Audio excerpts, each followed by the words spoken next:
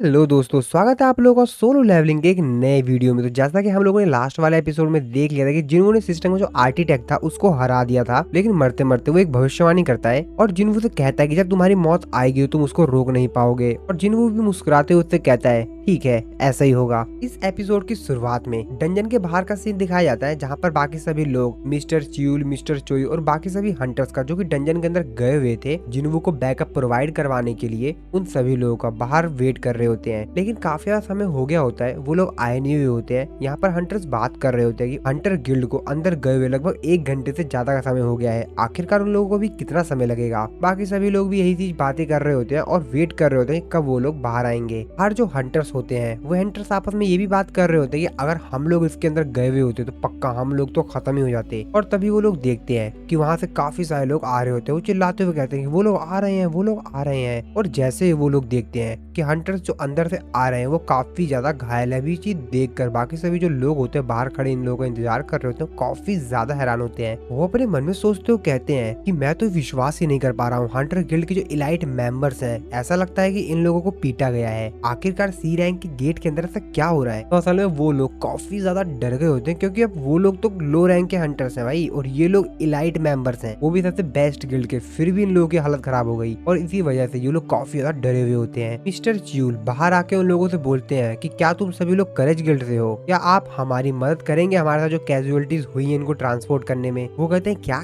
Casualties. Mister च्यूल कहते हैं हाँ बिल्कुल, देख ही सकते हो। और फिर फाइनली जिन्वू भी उस गेट से बाहर आ जाता है। जिन्वू अपने मन में सोच रहा होता है कि जो असलियत का आर्किटेक्ट है वो शायद कहीं और ही है। मुझे कुछ के जवाब मिल गए हैं लेकिन सभी के नहीं, और जहाँ तक मेरे को लगता है वो भी ज्यादा समय तक इंतजार नहीं करेगा मेरे को ये सब कुछ बताने में। जब सांग जिन्वू बाहर आता डंजन से तो मिस्टर च्यूल उसको सारी इंफॉर्मेशन देते हैं। वो बताते हैं मिस्टर जिन्वू, आज के इस रेड में लगभग 20 हाईएस्ट रैंक के हंटर्स की मौत हो गई है। उन लोगों ने बताया है कि हम लोगों को बहुत ज्यादा डैमेज का सामना करना पड़ा है, लेकिन तुम मेरे से कह रहे थे कि तुम इस डंजन को अपने दम पर क्लियर करना चाहते हो। ये बात सुनने के बाद जिन्वू अपने मन में सोच रहा होता है, मैंने करज गिल्ड से कहा था कि डबल डंजन की जो रिपोर्ट है वो बाहर जाके गिल्ड को बता दे, लेकिन मैंने ये बिल्कुल भी नहीं सोचा था कि वो लोग मेरी हेल्प के लिए आ जाएंगे। आज जितने भी हंटर्स की मौत हुई है ये सभी मेरी वजह से हुई है। इसके बाद जिन्वू मिस्टर च्यूल से कहता है कि मैं हंटर गिल्ड को और सर्वेलेंस टीम को थैंक्स करना चाहूंगा, क्योंकि आज मैं उन्हीं लोगों की वजह से बच पाया हूँ। मिस्टर च्यूल उसको बताते हैं सर्वेलेंस टीम हरदम नोटिफाई करके बता देती है जब एस रैंक के हंटर्स कभी भी किसी रेड में जाते हैं, और हंटर गिल्ड से मदद मांगने का जो डिसीजन था वो मेरा खुद का था। मुझे लगा था कि थोड़ी बहुत समस्या होगी, लेकिन इतनी ज्यादा हो जाएगी ये मुझे नहीं मालूम था। इसके बाद वो जिन्वू से पूछते हैं कि वैसे तुमको कैसे मालूम था कि इस जगह पर एक डबल डंजन है। जिन्वू उनको बताता है कि मेरे को डबल डंजन ने खुद बुलाया था। वो कहते हैं क्या डबल डंजन ने खुद बुलाया था, इसका क्या मतलब है। जिन्वू उसको बताता है कि हाँ मेरे को एक मैसेज रिसीव हुआ था, उसमें मेरे को बताया गया था कि मेरे को यहाँ पर आना है। मिस्टर च्यूल उससे बोलते हैं तो क्या मैं उस मैसेज को देख सकता हूँ, लेकिन जिन्वू उनको मना करता है और कहता है कि वो मेरे दिमाग के अंदर है, सिर्फ मैं ही उसको देख सकता हूँ। अब ये बात सुनने के बाद मिस्टर च्यूल भी थोड़े से हैरान होते हैं। वो अपने मन में सोचते हुए कहते हैं कि मेरे को शक हो रहा है कि ये मजाक कर रहा है, लेकिन इतने सारे लोगों की आज मौत हुई है तो मेरे को ऐसा नहीं लगता है। मैं इस बंदे को नहीं पढ़ पा रहा हूँ, हम अपने कॉमन सेंस के दम पे तो नहीं। अभी मिस चाइन जिन्वू के पास आती है। वो जिन्वू से पूछती है कि मिस्टर जिन्वू आप ठीक तो है ना। जिन्वू कहता है हाँ मैं ठीक हूँ, लेकिन तभी जिन्वू को कुछ अजीब सा एहसास होता है। वो कहता है कि हाँ थोड़ा बहुत। अरे नहीं। और ऐसा कहने के बाद जिन्वू वहीं पे जमीन पे गिर जाता है। सभी लोग चिल्लाते कहते हैं मिस्टर जिन्वू क्या हुआ। सभी लोग भागते हुए जिन्वू की मदद के लिए आते हैं और फिर वो सीन वहीं पर ही कट हो जाता है। इसके बाद अगले सीन में हम लोग कोरिया की उसी जगह को देखते हैं जहाँ पर एक बहुत बड़ा डंजन ओपन हो गया है, और वहाँ पर काफी सारी गाड़ी में भर भर के माना क्रिस्टल्स लाए जा रहे थे। और ये थोड़े बहुत माना क्रिस्टल्स नहीं थे, ये टन्स ऑफ टन्स माना क्रिस्टल्स थे। बड़े बड़े ट्रक में भर भर के काफी सारे माना क्रिस्टल्स यहाँ पर लाए जा रहे थे। इस रैंक का हंटर यूरी कहता है 2 लाख टन माना ऑफ क्रिस्टल्स, हाँ मुझे लगता है कि ये काफी ज्यादा इनफ होंगे एक मैजिकल सर्कल बनाने के लिए। और एक बार मैंने गेट के आसपास बैरियर बना दिया तो इन क्रिस्टल्स के अंदर से माना निकलना स्टार्ट हो जाएगी, और उस पॉइंट पर मैजिक सर्कल इतना ज्यादा सेल्फ सफिशिएंट हो जाएगा कि वो इस चीज को रोक पाए। लेकिन ये कितना अजीब है ना। तभी उनके बगल में जो असिस्टेंट होता है वो उससे पूछता है कि कोई दिक्कत है क्या सर, जिसपे वो कहता है कि अरे नहीं नहीं बैरियर तो एकदम परफेक्ट करेक्ट है, लेकिन मेरे को ऐसा सेंस हो रहा है कि हमारे आसपास कोई है। ये बात सुनने के बाद वो कहता है क्या मतलब? यूरी कहता है कि कौन हो तुम, अपने आप को मेरे सामने लाओ। लेकिन वहाँ पर कोई भी नहीं आ रहा होता है। वो भी सोच रहा होता है कि कोई तो है यहाँ पर, लेकिन दिख क्यों नहीं रहा है। जिसपे जो एम्प्लॉय होता है उससे पूछता है क्या किसी के पास इतनी ज्यादा पावरफुल सेंस हो सकता है कि वो इस जगह पर आ जाए, जबकि डंजन ब्रेक तो कल होने वाला है। इस पे यूरी उससे बोलता है कि मैं तुमसे ये कभी नहीं कहा कि वो एक इंसान है। वो काफी ज्यादा हैरान होते हुए कहता है क्या? इसके बाद हम लोग उसी इंसान को देखते हैं जिसकी सेंस अभी अभी यूरी की हुई थी। एक्चुअल में वो इंसान बोल रहा होता है ओ मैं देख सकता हूँ एक इंसान जिसकी बहुत ही ज्यादा शार्प सेंसेस हैं, और जहाँ तक मेरे को लगता है कि कुछ भी अजीब बात नहीं है इसके बारे में। और अगर मैं इसकी पावर को देखूं तो उसके हिसाब से मेरे को नहीं लगता कि इसके बारे में कोई अजीब बात है। लेकिन आखिरकार ये फाइनली हो गया। सब कुछ प्लान के हिसाब से ही चल रहा है। ट्रेजेडी शुरू होने वाली है। सोल्जर्स, हंटर्स सभी लोग यहाँ पर आसपास आ गए थे और यहाँ पर बैरियर्स लगा दिए गए थे ताकि सिविलियंस यहाँ पर एंटर ना कर पाए, और बाकी जो आर्मी फोर्सेस थी उनको भी यहाँ पर बुला लिया गया था। यहीं पर ही दूसरी तरफ ब्लेड गिल्ड के जो हंटर्स होते हैं उन लोगों को दिखाया जाता है। उनमें जो गर्ल हंटर होती है वो कहती है कि इतनी सारी आर्मी को यहाँ पर बुलाया जा रहा है तो हम लोगों को बुलाया गया है। जिसपे ब्लेड गिल्ड का जो गिल्ड मास्टर होता है वो कहता है अगर यूरी का जो स्ट्रेटेजी है, उसका जो प्लान है, अगर वो फेल हो जाता है तो यहाँ पर कोई तो हंटर्स चाहिए ना जो कि फ्रंट लाइन हंटर के तौर पर यहाँ पर उस चीज को संभाल पाए। जिसपे वो कहते हैं अच्छा तो ये सिर्फ एक ह्यूमन शील्ड है। तभी वहाँ पर जो मिनोरी नाम का हंटर होता है वो कहता है कि हाँ क्या ही फर्क पड़ता है, जब तक कि हम लोग फ्रंट लाइन पे रहेंगे हम हंटर्स और इनके बीच में कोई भी अंतर नहीं है। और सामने जो बहुत बड़ा सा गेट ओपन होने वाला होता है उसको देखते हुए कहता है ये चीज दिखाती है कि जब असली तबाही आती है तो इंसान कितना ज्यादा हेल्पलेस हो जाता है। यूरी जो कि यहाँ पर अच्छी तरीके से देख रहा था कि यहाँ पर जितने भी माना क्रिस्टल्स रखे गए हैं वो सही से रखे गए नहीं रखे गए हैं, वो कहता है कि सब कुछ बहुत बेहतरीन चल रहा है, बेहतरीन एकदम सही चल रहा है। अगर सब कुछ इसी तरीके से सही चलता रहा तो इस गेट को मैं अपने दम पर ही संभाल लूंगा। एक ऐसा इंसान जिसने की अपने दम पर एस रैंक के गेट को संभाल लिया। हाँ लेकिन मैं जानता हूँ कि बहुत सारे अदर हंटर्स भी हैं जो कि इस टाइटल के लिए काफी ज्यादा बेहतर है। मैं तो बस थोड़ा सा ज्यादा ओवर कॉन्फिडेंस हो गया हूँ। और उसके बाद फिर वो थोड़ा सा यहाँ पर अपने दिमाग को ताजा करने के लिए अल्कोहल पीने लग जाता है, जिसको देखकर जो असिस्टेंट होता है वो कहता है क्या मिस्टर यूरी आप अल्कोहल? जिसपे वो कहता है अरे अरे चिंता मत करो यार, मैं तो सिर्फ अपने दिमाग को थोड़ा सा शांत कर रहा हूँ, चिंता मत करो, मैं अपना सबसे बेहतर प्रदर्शन दूंगा। तुमने शायद आज तक ऐसा कुछ भी नहीं देखा होगा, तुमको काफी ज्यादा मजा आने वाला है। वैसे यहाँ पर टोटल कितने एस रैंक के हंटर्स हैं? असिस्टेंट को बताता है कि टोटल यहाँ पर 15 हैं। जिसकी बात सुनने के बाद यूरी बोलता है काफी छोटी ऑडियंस है। के बाद वो उससे पूछता है कि वैसे अमेरिकन क्या कर रहे हैं, क्या वैसे जापान से कोई एस रैंक का हंटर नहीं आया? असिस्टेंट उसको बताता है जैसा की उनके खुद के देश में एक एस रैंक का गेट अपीयर हुआ है, तो वहाँ से तो कोई नहीं आया है। लेकिन सिर्फ ऐसा वहाँ पर नहीं है, एस रैंक के जो गेट्स हैं वो काफी सारी जगहों पर अपीयर हुए हैं, जैसे कि यूनाइटेड किंगडम, इंडिया और भी अलग अलग नेशंस। जिसकी बात सुनने के बाद यूरी बोलता है मैं देख सकता हूँ तो पूरी दुनिया के जितनी भी कंट्रीज हैं उन सभी लोगों के पास अच्छे हंटर्स की कमी है। और तभी उन लोगों के सामने जो गेट होता है वो ओपन हो जाता है, जिसको देखकर जो असिस्टेंट होता है कहता है हाँ? अरे गेट ओपन हो गया है। और जैसे वहाँ पर गेट ओपन होता है इस तरफ जिन्वू की तुरंत आँख खुलती है और फिर हम लोग को जिन्वू का सीन दिखाया जाता है, जहाँ पर जिन्वू एकदम से उठता है, चारों तरफ नजारा देखते हुए कहता है क्या मैं हॉस्पिटल में हूँ? अरे नहीं यार। और तभी वहाँ पर अंदर योजिन आता है। वो जिन्वू को बेड पे बैठा हुआ देख कर कहता है सर फाइनली आप उठ गए। जिन्वू भी उसको वहाँ पर देख कर कहता है मेरे साथ क्या हुआ? लेकिन योजिन जिन्वू को ठीक देख कर काफी ज्यादा तेजी से रोने लगता है। उससे बोलता है सर आप फाइनली उठ गए, मैंने तो सच में सोचा था कि आप मर गए, मैंने तो ये बिल्कुल भी नहीं सोचा था कि आप 3 दिन तक सोते रहेंगे। ये बात सुन के जिन्हों कहते क्या मैं 3 दिन से सो रहा हूँ? योजिन उसको कहता है कि हाँ सर मेरे को आपकी काफी ज्यादा चिंता हो रही थी। लेकिन जिन्हू तो अपने मन में कुछ और ही सोच रहा होता है। वो कहते क्या 3 दिन तक? क्या सच में मेरे अंदर जो फटीग था वो इतना ज्यादा बन गया था? वैसे मेरे को लगता है कि मेरे को थोड़ा सा ब्रेक ले लेना चाहिए, लेकिन उससे भी ज्यादा जरूरी ये है कि उस आर्किटेक्चर ने एक्चुअल में जो मेरे को पूरा वॉर दिखाया था मेरे दिमाग से जा ही नहीं रहा है। लेकिन एक मिनट, मैं 3 दिन से सो रहा हूँ, मैं 3 दिन से सो रहा हूँ, इसका मतलब? तभी वो यूजिन को चिल्लाते हुए कहता है यूजिन जल्दी मेरे को सब कुछ अपडेट दो। यूजिन से कहता है कि हाँ अपडेट ठीक है, लेकिन किस चीज के ऊपर? जिन वो उससे बोलता है कि जो जापान में एस रैंक का गेट ओपन हुआ है उस चीज के बारे में, क्या हुआ वहाँ पर? यूजिन बोलता है अच्छा उस चीज की बात कर रहे हैं? हाँ वैसे।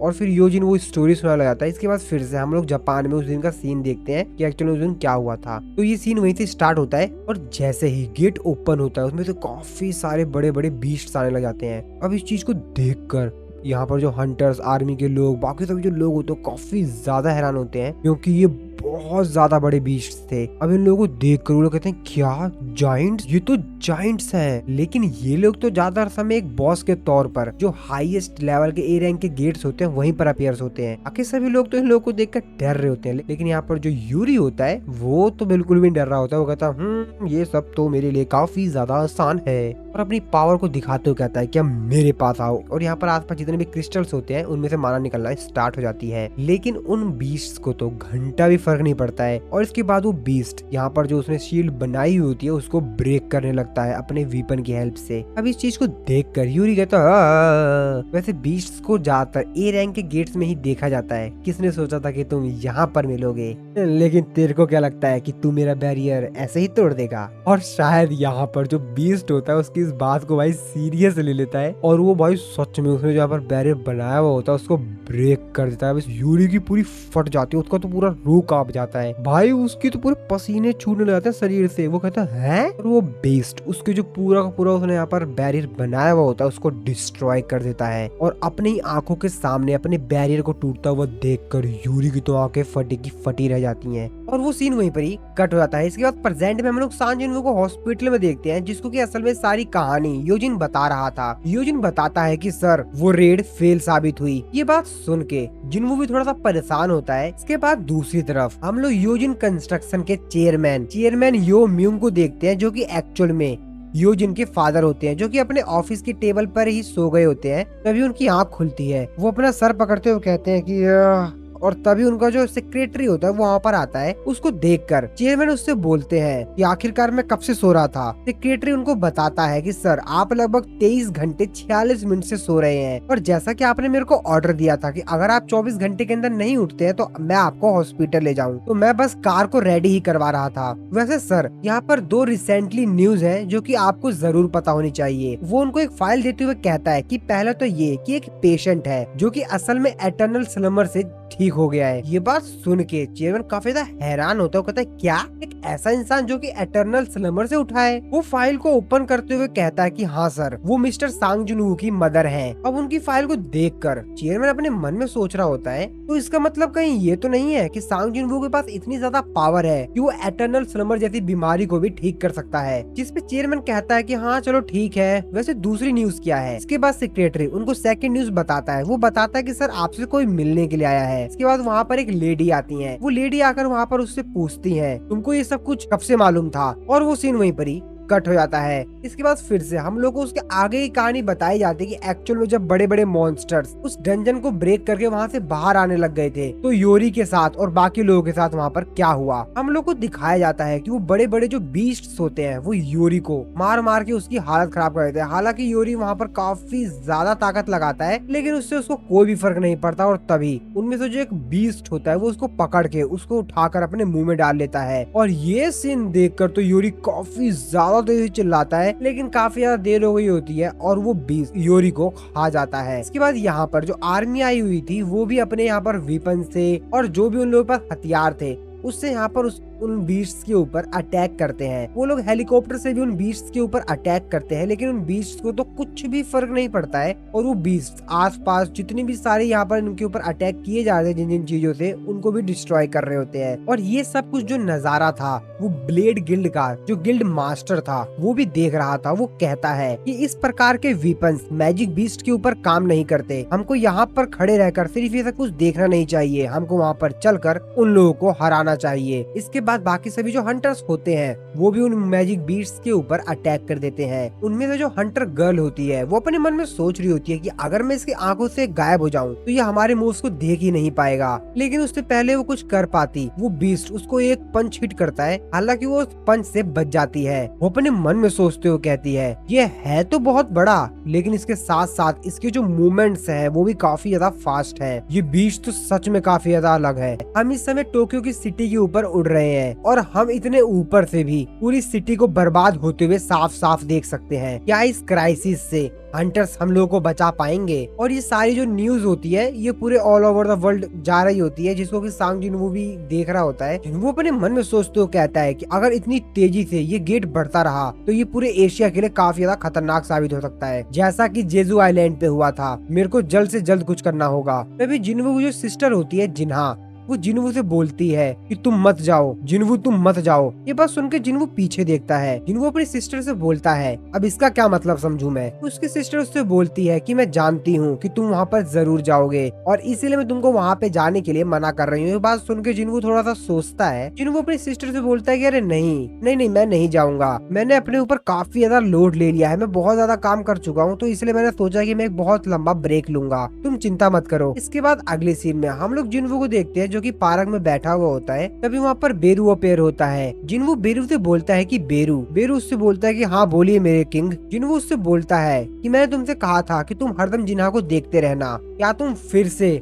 ड्रामा तो नहीं देखने लग गए ना। ये बात सुन के बेरू थोड़ा सा नाराज होता है। वो समझ जाता है कि किस चीज की बात कर रहे हैं। इस पे जिन्वू उससे कहता है कि चलो ठीक है, अच्छा ये बताओ वैसे वो कैसी है। बेरू उसको बताता है वो सोने के अलावा कुछ और काम नहीं करती मेरे किंग। जिन्वू ये बात सुन के अपने मन में सोच रहा होता है कि लगता है वो उस सदमे से अभी तक बाहर नहीं आई है। 4 साल पहले मेरे पहले रेड को छोड़कर उसने मुझे कभी भी रेड पर जाने से रोकने की कोशिश नहीं की। मम्मी को क्या करना चाहिए। तभी उसके सामने एक कार आके रुकती है। उसको देखकर वो सोचता है ये कौन आ गया। इसके बाद हम अगले सीन में देखते हैं कि एक्चुअल में ये कार चेयरमैन की थी जिसने की जिन्वू को यहाँ पर बुलाया था। जिन्वू उसके सामने बैठा हुआ होता है। जिन्वू उससे बोलता है कि आखिरकार तुम मेरे को यहाँ पर किसने बुलाया है, क्या काम है तुमको मेरे से। चेयरमैन यू उससे बोलते हैं कि हेलो जिन्वू, जैसा कि तुमको पहले से ही मालूम है कि मैं हूँ chairman Yu Myumi, the chairman of Yujin construction. वो जिन्वू को एक खाली चेक देते हुए कहता है मैं कोई अकड़ू अमीर इंसान नहीं हूँ जो कि ये सोचता हो कि मनी से कुछ भी खरीदा जा सकता है, स्पेशली जब ये डील एक एस रैंक के हंटर के साथ की जा रही हो, तो इसको आप मेरी ईमानदारी ही समझ सकते हैं। जिन्वू ये सब कुछ देखकर अपने मन में सोच रहा होता है मैं समझ गया, इनका बेसिकली कहने का मतलब ये है कि हम लोग इस रूम के अंदर जो कुछ भी बातचीत करेंगे वो बात इस रूम से बाहर नहीं जानी चाहिए। मेरे को नहीं लगता कि इन्होंने मेरे को यहाँ पर अपने गिल्ड को ज्वाइन करने के लिए बुलाया होगा। इसके बाद जिन्वू भी उनसे बोलता है कि आखिरकार एग्जैक्टली आप मेरे से क्या चाहते हैं। चेयरमैन कहते हैं कि ठीक है तो मैं तुमको एकदम ईमानदारी से बताता हूँ, मेरे को भी वही सेम बीमारी है जो कि तुम्हारी मदर को थी। ये बात सुन के जिन्वू थोड़ा सा हैरान होता है। वो उनसे बोलता है कि क्या योजिन इस चीज के बारे में जानता है, जिसपे वो कहते हैं मेरे डॉक्टर, मेरी वाइफ और मेरे सेक्रेटरी यही 3 लोग हैं और इनके अलावा ये चीज किसी को नहीं पता है। ये बात सुन के जिन्वू कहता है हाँ मेरे को लगता है कि मैं चौथा हूँ। ये बात सुन के वो भी थोड़ा सा मुस्कुराते हैं। वो कहते हैं हाँ बिल्कुल। इसके बाद वो जिन्वू को आगे बताते हैं। वो कहते हैं कि मैंने काफी सारा रिसर्च किया और फाइनली मेरे को सिर्फ एक चीज मालूम चली और वो सिर्फ ये कि इस बीमारी से सिर्फ एक लौता इंसान है जो कि बचा है। और मैं ऐसा बिल्कुल भी नहीं सोच रहा हूँ कि ये सिर्फ एक कोइंसिडेंट है जो कि सिर्फ तुम्हारी मदर के साथ हुआ है। मिस्टर सांग जिन्वू, मैं असल में सिर्फ तुमसे ये जानना चाहता हूँ कि सच क्या है, और अगर तुम मेरी मदद कर देते हो मैं कसम खाता हूँ कि मैं आपकी मेहरबानी कभी नहीं भूलूंगा। आपने जो मेरी मदद की है ये मैं कभी जिंदगी में नहीं भूलूंगा। उनकी बात सुनने के बाद जिन्वू अपने मन में सोच रहा होता है मेरे को आज ऐसा फील हो रहा है कि मेरे को सारे डिसीजंस लेने के लिए मजबूर किया जा रहा है। और ये सीन यहीं पर कट हो जाता है। इसके बाद हम लोग थोड़ा सा फ्लैशबैक देखते हैं जापान में, उसी जगह पर जहाँ पर मॉन्स्टर्स ने जापान के उस सिटी के ऊपर अटैक कर दिया है। रिपोर्टर्स जो कि हेलीकॉप्टर पे बैठकर पूरी सिटी का नजारा रिकॉर्ड कर रहे होते हैं और लाइव टेलीकास्ट सभी लोगों को दिखा रहे होते हैं। कैमरामैन ये सब कुछ रिकॉर्ड कर रहा होता है। वो बोलता है कि ये तो बहुत ही ज्यादा खतरनाक है। उसके साथ बैठा हुआ जो दूसरा इंसान होता है वो कहता है कि बीस्ट हमारी बिल्डिंग्स को इस तरीके से डिस्ट्रॉय कर दे रहे हैं जैसा कि मानो वो पेड़ उखाड़ रहे हो, और ये इस तरीके से यहाँ पर तबाही मचा रहे हैं। इसको देखकर ऐसा लगता है ये इंसानों का नामो निशान पूरी तरीके से मिटा देना चाहते हैं और इस सिचुएशन को और भी ज्यादा तो बेकार बना रहा है। वो ये है कि ये लोग इंसानों को भी खा रहे हैं। आर्मी भी इन मॉन्स्टर्स के ऊपर अटैक कर रही होती है ताकि वो इन लोगों को रोक पाए, लेकिन ये मॉन्स्टर काफी ज्यादा बड़े हैं और जैसा कि हम लोगों को मालूम ही है कि जो बीस्ट होते हैं, मॉन्स्टर होते हैं, उन लोगों के ऊपर आजकल के मॉडर्न वीपन इन लोगों के ऊपर असर नहीं करते हैं और ये मॉन्स्टर्स उन आर्मी वालों को भी बहुत ज्यादा बुरी तरीके से हरा रहे होते हैं और खत्म करते जा रहे होते हैं जो भी उनके रास्ते में आ रहा होता है। कैमरामैन अपने साथी से कहता है कि चिंता मत करो, हम लोग को यहाँ पर जो रिपोर्ट्स मिली है उसके अनुसार हम लोग सभी सेफ हैं। अगर हम लोग उन लोगों पर पहले अटैक नहीं करेंगे और उन लोगों से दूर रहेंगे तो हम लोग तब तक के तो सेफ ही है। लेकिन जो सबसे बड़ी प्रॉब्लम है वो सामने जो मॉन्स्टर दिखाई दे रहा है वो है। बाकी जो अदर जाइंट्स हैं वो तो गायब से हो गए हैं, लेकिन वो अभी भी गेट के सामने खड़ा है मानो जैसा कि गेट की वो रक्षा कर रहा हो। उसका साथी उससे पूछता है कि ये गेट की रक्षा कर रहा है या किसी का इंतजार कर रहा है। कैमरामैन उससे कहता है कि जैसा तुम सोच रहे हो मैं भी कुछ ऐसा ही सोच रहा हूँ। हाँ, ये सिर्फ मेरा एक पर्सनल ओपिनियन है, लेकिन मेरे को ऐसा लग रहा है कि ये चीज जिंदा नहीं है। कैमरामैन ध्यान से देखता है अपना कैमरा फोकस करके, वो कहता है वैसे ये सांस तो ले रहा है और ये थोड़ा बहुत हिल भी रहा है, लेकिन मेरे को ऐसा लग रहा है कि इसकी जो मूवमेंट्स है वो रोबोटिक है, मानो जैसा कि इसको प्रोग्राम किया गया हो। ये मेरे को रोबोट की तरह लग रहा है। उसका साथी कहता है रोबोट? वैसे भी उस गेट के अंदर से 30 बीस्ट आए थे, हम उनमें से सिर्फ 2 को ही मार पाए। वैसे ये डंजन ब्रेक हुए कितने दिन हो गए हैं? कैमरामैन उसको बताता है कि 2 दिन से ज्यादा हो चुका है। अब ये देखना होगा कि जापान के अंदर ये सिचुएशन कितना ज्यादा बुरा होता है। और इन मॉन्स्टर्स ने पूरे जापान की उस सिटी को बहुत ही ज्यादा बुरी तरीके से डिस्ट्रॉय कर दिया था। वहाँ पर काफी ज्यादा डैमेज दे दिया था। जिसके बाद हम लोग कोरिया के अंदर जिनवू के नए गिल्ड को देखते हैं, जहाँ पर योजिन और जिनवू बात कर रहे थे। योजिन जिनवू की एक बात सुनकर काफी ज्यादा हैरान होता है। वो कहता है क्या आप जापान जा रहे हैं? आपने क्या न्यूज नहीं सुनी? जेजू आइलैंड जो रेड थी उससे इसका कोई कंपैरिजन ही नहीं है, वो इससे भी ज्यादा खतरनाक है। और इतने बड़े बड़े मैजिक बीस्ट सर मैंने अपनी पूरी जिंदगी में नहीं देखा। जिनवू उससे कहता है अगर मैं इस रेड को सक्सेसफुली कंप्लीट कर लेता हूँ तो पूरी दुनिया के लोग हमारे गिल्ड का नाम जानेंगे, इससे हमारे गिल्ड का ही नाम बढ़ेगा। उसकी बात सुनने के बाद यूजिन कहता है कि हाँ लेकिन सर, जिनवू जो कि अपने मन में कुछ और ही सोच रहा होता है। जिनवू अपने मन में सोच रहा होता है अक्सर जिन्हा मेरे को मना नहीं करती है, उसको मेरे ऊपर विश्वास है और इसीलिए मैं जहाँ भी जाना चाहता हूँ वो मेरे को जाने देती है, वो मेरे को कभी मना नहीं करती। लेकिन इस बार वो चिंतित थी, क्या मेरे को असल में जापान जाना भी चाहिए या नहीं। इधर योजिन अपने मन में कुछ और ही सोच रहा होता है। जिसके बाद वो जिनवू से कहता है कि सर ठीक है, फिर मैं भी आपके साथ जापान चलूंगा। ये बात सुन के जिनवू कहता है क्या? योजिन जिनवू को बताता है जो रेड गेट एक्सीडेंट था, जेजू आइलैंड रेड और अभी जो जल्दी हुआ डबल डंजन रेड इंसिडेंट, आपको मालूम है इन सभी रेड में क्या कॉमन था? जिनवू कहता है हाँ, लेकिन उससे पहले ही योजिन रोते हुए कहता है कि सर ये देखिए इन किसी भी न्यूज आर्टिकल्स में मैं कहीं भी नहीं दिखाई दे रहा हूँ। योजिन बेचारा रोते हुए जिनवू से कहता है कि सर ये सारे आर्टिकल्स देखिए, इसमें मैं कहीं भी नहीं दिखाई दे रहा हूँ। हाँ माना कि मैं ये आर्टिकल्स दूसरे लोगों को दिखा सकता हूँ क्योंकि मैं आपके साइड हूँ, लेकिन फिर भी सर ये सब मुझे काफी ज्यादा शर्मिंदा कर रहे हैं। अब ये बात सुन के जिनवू कहता है कि क्या मैंने ऐसा बिल्कुल भी एक्सपेक्ट नहीं किया था कि एक बिजनेस टाइकून के बेटे से मुझे कुछ ऐसा सुनने के लिए मिलेगा। योजिन जिनवू से कहता है कि और इसीलिए आप जहाँ कहीं भी जाएंगे मैं आपको फॉलो करूंगा, प्लीज सर मैं आपके साथ चलूंगा। जिसकी बात सुन के जिनवू से कहता है कि अभी कुछ समय पहले ही, मतलब कुछ सेकंड पहले ही तो तुम कह रहे थे कि मेरे को वहाँ पे नहीं जाना चाहिए। अरे तुमको पता भी है ना मैं कि कहाँ जाना चाह रहा हूँ। योजिन कहता है कि हाँ सर, मेरे को आप में विश्वास है, जब तक आप मेरे साथ रहेंगे मैं सेफ रहूंगा। अब योजिन की ये बात सुन के जिनवू भी थोड़ा सा मुंह नीचे करके मुस्कुरा देता है, लेकिन फिर जिनवू खड़ा होता है और वहाँ से जाते हुए योजिन से कहता है कि मैं तो तुम्हारे साथ सिर्फ मजाक कर रहा था और वैसे भी इस समय मैं जापान क्या करने जाऊंगा। उसकी बात सुन के योजिन कहता है कि सर लेकिन जिनवू उससे कहता है कि हाँ मैं घर जा रहा हूँ, आज तुमने काफी बेहतर किया।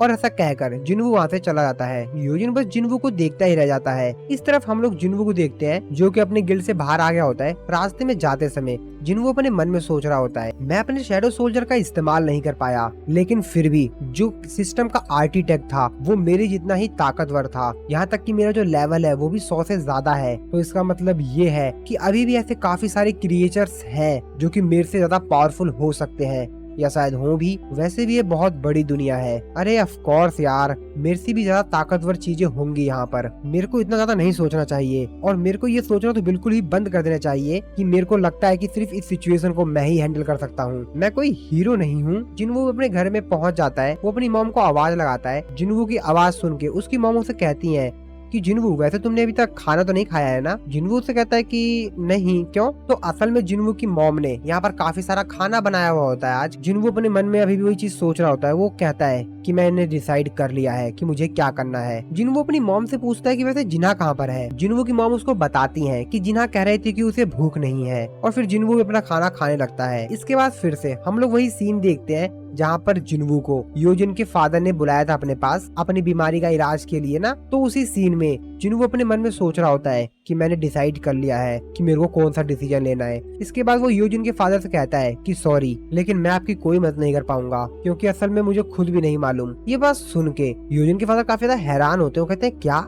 लेकिन आखिरकार फिर तुम्हारी मॉम किस तरीके से पूरी तरीके से रिकवर हो गई। ये बात सुन के जिनवू उनसे कहता है कि चेयरमैन यो, अगर मुझे सच में मालूम होता कि उसका क्योर क्या है तो मैं खुद चाहता कि मैं उससे प्रॉफिट बना सकूं, मैं उससे पैसा कमा सकूं। और वैसे भी जब मुझे खुद ही प्रॉफिट होता तो मैं अपना मुंह चुप क्यों रखता, मैं तो खुद ही बताता ना कि क्या उसका इलाज है। सच में मुझे खुद नहीं मालूम। और ऐसा कहने के बाद जिनवू वहाँ से चला जाता है। चेयरमैन यो जिनवू से कहते हैं कि मैं समझ गया तुम क्या कहना चाह रहे हो। जिनवू जब चेयरमैन यो की बिल्डिंग से नीचे आ रहा होता है, लिफ्ट में होता है, तो अपने मन में सोचते हुए कहता है वो यो जिनके फादर थे, शायद मुझे उनको सच बता देना चाहिए था, लेकिन हाँ मैं उनको उतने अच्छे से भी नहीं जानता हूँ। और वैसे भी उसने मुझे कभी बताया नहीं कि उसके फादर किस प्रकार के इंसान है, और मुझे पता भी नहीं कि उनका क्या प्लान होगा। क्या पता वो अपनी बीमारी के बारे में मेरे से झूठ बोल रहे हो। और वैसे भी होली वाटर ऑफ लाइफ बहुत ही कम बचा हुआ है, तो मेरे को इसका इस्तेमाल बड़े ध्यान से करना चाहिए। हालांकि उनका ऑफर काफी बढ़िया था, लेकिन फिर भी मुझे उतना बेहतर नहीं लगा। इसके बाद हम लोग प्रेजेंट में जिनवू को देखते हैं, जो कि अपने घर पे खाना खा रहा होता है अपनी मॉम के बने हुए हाथ का। जिनवू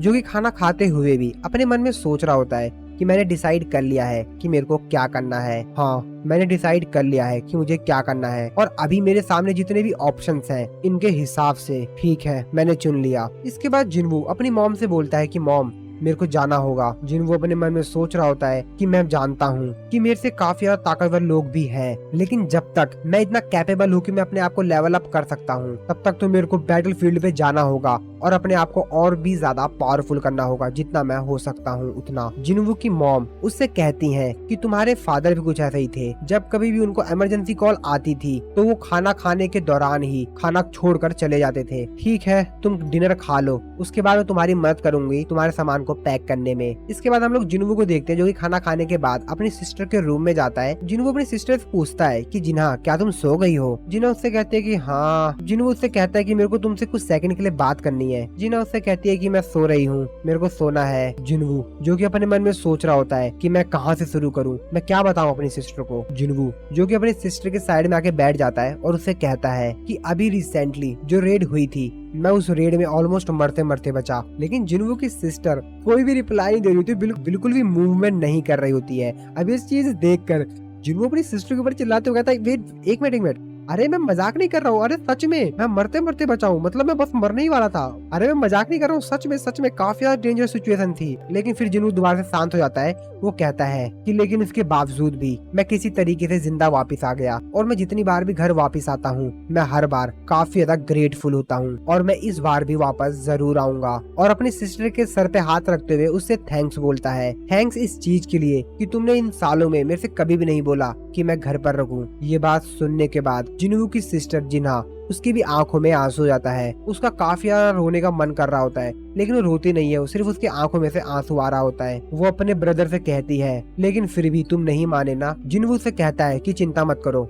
मैं जरूर वापस आऊंगा, चिंता मत करो, मैं तुम्हें प्रोटेक्ट करूंगा, इससे कोई भी फर्क नहीं पड़ेगा कि मैं कितना ज्यादा दूर हूँ। इसके बाद अगले दिन हम लोग मिस्टर गो को देखते हैं, जो कि सभी लोगों को ये बताते हैं कि जिनवू जापान जा रहा है वहाँ पे लोगों की मदद करने के लिए। और फिर जिनवू भी यहाँ पर एक स्पीच देता है। सभी कैमरामैन, न्यूज रिपोर्टर वगैरह उसकी फोटोज वगैरह खींच रहे होते हैं, और उस स्पीच देने के बाद मिस्टर गो भी उसको कांग्रेचुलेशन कहते हैं। और फिर जिनवू पहुंच जाता है जापान उतरने के बाद जापान के एयरपोर्ट पे जितने भी लोग होते हैं वो सभी के सभी तो योजिन और जिनवू को ही देख रहे होते हैं। योजिन यहाँ पर काफी सारा सामान लाया हुआ होता है जो कि उनके इस मिशन में काम आएगा। जिनवू जो कि भाई काफी ज्यादा शानदार लग रहा होता है, और वो भी फुल फॉर्म में होता है। सभी लोग उसी को देख रहे होते हैं और उसकी फोटोज वगैरह खींच रहे होते हैं। अब ये सब चीज देखकर जिनवू भी थोड़ा सा शर्मा जाता है और एक मस्त सा पोज देता है ताकि सभी लोग उसकी एक बेहतरीन फोटो खींच पाएं। और जब वो लोग वहाँ से एयरपोर्ट से बाहर आ रहे होते हैं तो वहाँ पर उनका नाम भी अनाउंस किया जाता है एजिन, यानी कि ये लोग एजिन गिल्ड से हैं। और भाई जिनवू की ये वाली एंट्री, जिस तरीके से ये एंट्री ले रहा है ना जापान के अंदर, वो काफी ज्यादा मस्त है भाई। फुल टफन में चल रहा है बंदा, देख रहे हैं इसको यार। वैसे भी एस रैंक का हंटर बन गया है जिनवू अब, तो भाई जोश में तो होगा ही ना। और यहाँ पर जिनवू का वेलकम किया जाता है। सांग जिनवू एस रैंक का Hunter, guild master of ageing guild. और दूसरी तरफ है हमारा योजिन यो जिनहो, डी रैंक का Hunter, vice guild master of ageing guild. Japan के अंदर उस सिटी में सिचुएशन काफी ज्यादा खराब हो चुकी थी और चारों तरफ बस तबाही ही तबाही थी। वहाँ पर जो मिलिट्री के लोग थे वो बाकी जितने भी सिविलियंस थे उनकी हेल्प कर रहे थे वहाँ से उन लोगों को निकालने में। ताकि जो लोग बचे हुए हैं उन लोगों को सेफली उस जगह से निकाल लिया जाए। यहाँ पर जो कुछ ओल्ड लोग होते हैं वो लोग मिलिट्री वालों से बहस कर रहे होते हैं। मिलिट्री का जो सोल्जर होता है वो उनसे कहता है कि हमारे ट्रक में वैसे ही काफी सारे पेशेंट्स हैं जो कि घायल हैं, वहाँ पर और स्पेस नहीं है, हम ज्यादा से ज्यादा 4 लोगों को और ले आ सकते हैं। लेकिन वो जो ओल्ड मैन होता है वो सोल्जर से कहता है कि लेकिन ये तो बहुत बेकार है, यहाँ पर लगभग 10 पेशेंट हैं जो कि पूरी तरीके से हिल भी नहीं सकते हैं। मिलिट्री का सोल्जर उनसे कहता है कि ये समय नहीं है इस चीज की चिंता करने के लिए कि जो लोग मर रहे हैं उनकी चिंता की जाए। जाइंट मॉन्स्टर्स यहाँ पर आने ही वाले हैं, अगर हम लोग यहाँ पर रहे तो हम सभी लोग मारे जाएंगे। जिसपे वो ओल्ड मैन उनसे कहता है कि लेकिन फिर भी हम लोग उन्हें नहीं छोड़ सकते, मैंने अपनी वाइफ से प्रॉमिस किया था। जिसपे वो मिलिट्री का जवान उनसे कहता है कि ठीक है, मैं भी यहीं रुकूंगा, मैं इस जगह से भाग नहीं सकता, जबकि मेरे को ये मालूम है कि यहाँ पर सिविलियंस हैं। ठीक है, मैं आप लोगों के साथ यहीं रुकता हूँ। लेकिन तभी हम लोग देखते हैं कि वहाँ पर जो जाइंट मॉन्स्टर्स थे वो वहाँ पर आ गए थे। जितने भी सोल्जर्स होते हैं वो उन जाइंट मॉन्स्टर को देखते ही उन लोगों पर अपने वीपन से अटैक करने लग जाते हैं। लेकिन उस जाइंट मॉन्स्टर को कुछ भी फर्क नहीं पड़ता, वो अपने हाथ से ही सारी गोलियों को रोक देता है। सामने जो ओल्ड मैन होता है उनके ऊपर अपने हाथ से अटैक करता है। हालांकि जो सोल्जर होता है वो उन लोगों के आगे आता है ताकि वो उन लोगों को नुकसान ना पहुंचा पाए, लेकिन वो कहाँ बचा पाएगा इन लोगों को। तभी हम लोग देखते हैं कि यहाँ पर कोई एक अलग सी चीज आती है जो कि उस मॉन्स्टर को लगती है और वो मॉन्स्टर एक ही हिट में खत्म हो जाता है। अब ये चीज को देखकर सोल्जर्स भी काफी ज्यादा हैरान होते हैं, आसपास जितने भी लोग होते हैं वो भी काफी ज्यादा हैरान होते हैं कि अब ये क्या हुआ। तो असल में यहाँ पर जिन्वू का शैडो सोल्जर यानी फ्लाइंग बीस्ट काइजल आ गया था, जिसने एक ही हिट में उस मॉन्स्टर को खत्म कर दिया था। बाकी सभी जितने भी सिविलियंस होते हैं, सोल्जर्स होते हैं, वो सभी चीज देखकर काफी ज्यादा हैरान होते हैं कि अब ये कौन आ गया। वो कहते हैं ये क्या है, और तभी जिन्वू उनके पीछे से आता है।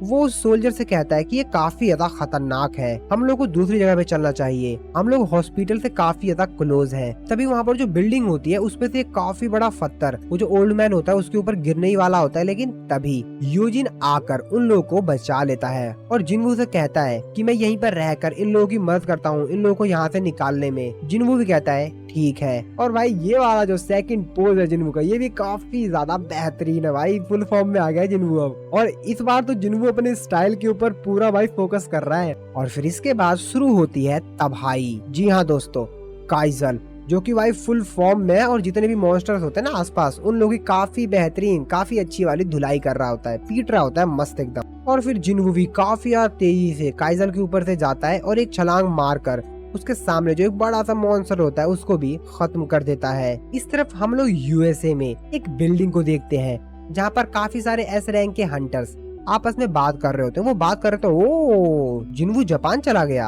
और मेरे सोर्सेज के हिसाब से मिसिस सेलर को अपग्रेड नहीं कर पाई, एक लेवल भी नहीं। तभी दूसरा हंटर कहता, ओ तो फिर तो पक्का मरेगा, हम सभी की पावर मिसिस सेलर ने अपग्रेड कर दी है। तो हम सभी लोग जानते हैं जितने भी ऑर्डनरी हंटर्स होते हैं उनकी एक लिमिट होती है। हाँ माना कि जिन्वू रीअवेक्ड है, लेकिन फिर भी दूसरा हंटर कहता है कि हाँ जरूर वो समझ रहा होगा कि उसके पास काफी बेहतरीन एबिलिटीज है और तुमने उन जाइंट बीस्ट्स को देखा था कितने ज्यादा बड़े हैं।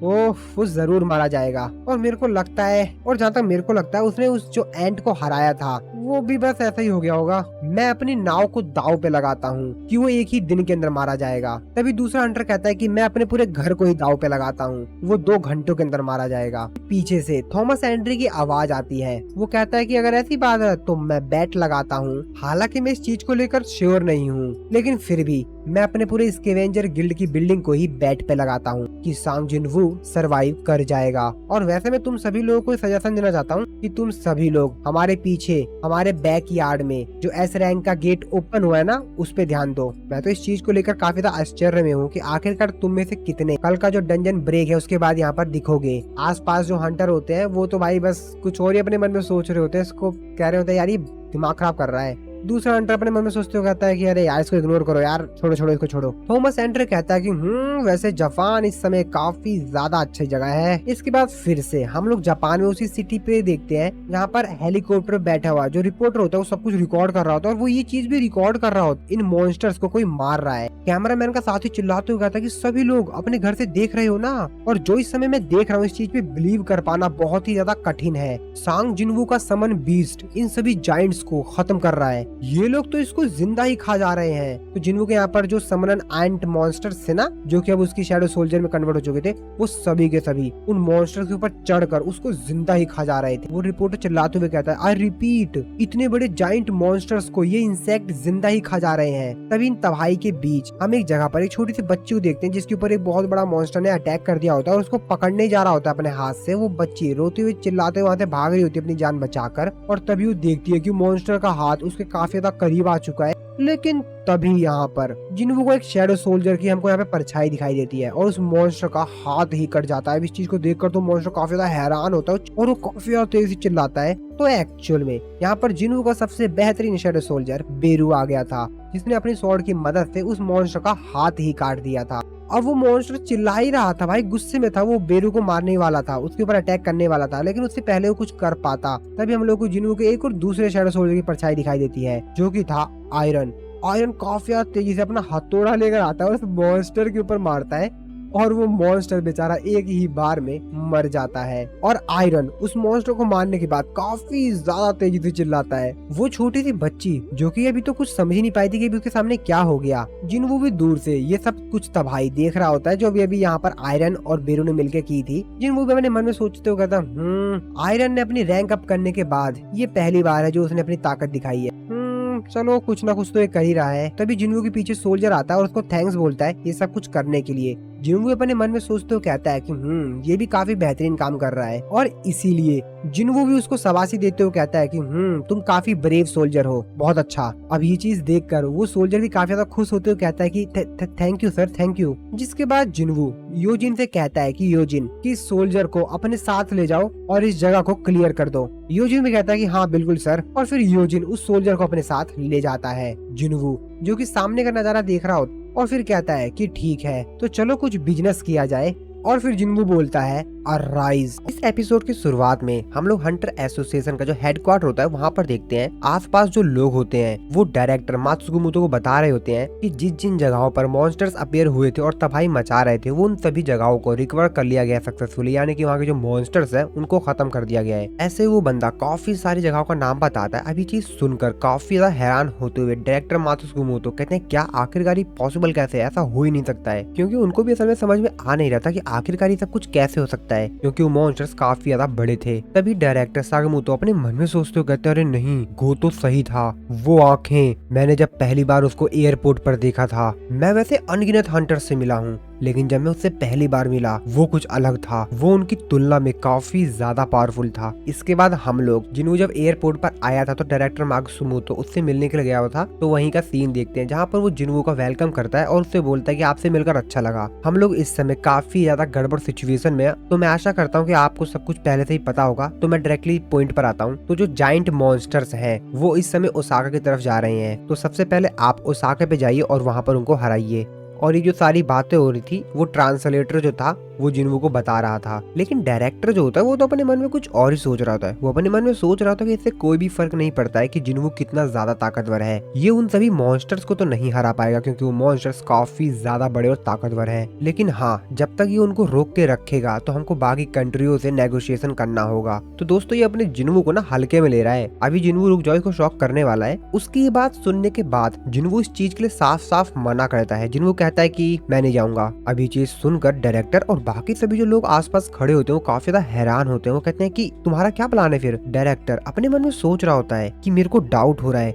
लेकिन क्या ये तो नहीं चाहता है कि सारे जायंट्स मॉन्स्टर्स को अपने दम पर हराए? आखिरकार अब ये क्या करने वाला है? मुझे भी कुछ समझ में नहीं आ रहा है कि आखिरकार ये क्या करना चाह रहा है। जिसपे जिन्वू उसको रिप्लाई देते हुए कहता है कि हाँ, मेरा कुछ और प्लान है। इसके बाद हम लोग प्रेजेंट का सीन देखते हैं जहाँ पर जिन्वू ने उसके सामने जितने मॉन्स्टर्स को उसने अभी हराया था उन सभी को अपने शैडो सोल्जर में ऐड कर लेता है। इन सभी शैडो सोल्जर को जिन्वू देखते हुए कहता तो तुम सभी नंबर 1, 2, 3, 4, 5। लेकिन तभी बेरू जिन्वू से कहता है कि माई किंग, शायद ये छठा है क्योंकि हमने एक और को हरा दिया है। जिन्वू योजिन से बोलता है कि क्या तुम खाना खाने जा रहे हो, वो भी मेरे बिना? इंतजार करो, मैं भी वापस आ रहा हूँ। योजिन भी कहता है हाँ ठीक है, लेकिन जिनवू तो अपने मन में सोच रहा होता है कि मेरे को अपने शैडो एक्सचेंज स्किल का इस्तेमाल करके आसपास जितने भी मॉन्स्टर्स हैं उनको भी सोल्जर्स बना लेना चाहिए, लेकिन वो लोग मेरे से काफी ज्यादा दूर हैं। लेकिन फिर भी एक चीज है जो कि स्टार्ट हो गई होगी। तो असल में जिनवू ने इसके जितने भी शैडो सोल्जर्स थे अवेलेबल उन सभी को जापान के अलग अलग जगहों पर भेज दिया था, जो कि उन बड़े जाइंट मॉन्स्टर्स को मारने में हंटर्स की मदद कर रहे थे। हम लोग जिनवू के शैडो सोल्जर्स को देखते हैं, जैसे कि आयरन और बाकी सभी शैडो सोल्जर्स जो कि बड़े बड़े मॉन्स्टर्स को मार मार के उनको खत्म कर रहे थे। जिनवू आगे कहता है मेरे शैडो सोल्जर्स ऐसा इसलिए कर पा रहे हैं क्योंकि मेरे पास काफी ज्यादा माना है, और अगर ऐसा ही चलता रहा तो मेरी विक्ट्री जरूर होगी। ऐसा कोई तरीका ही नहीं है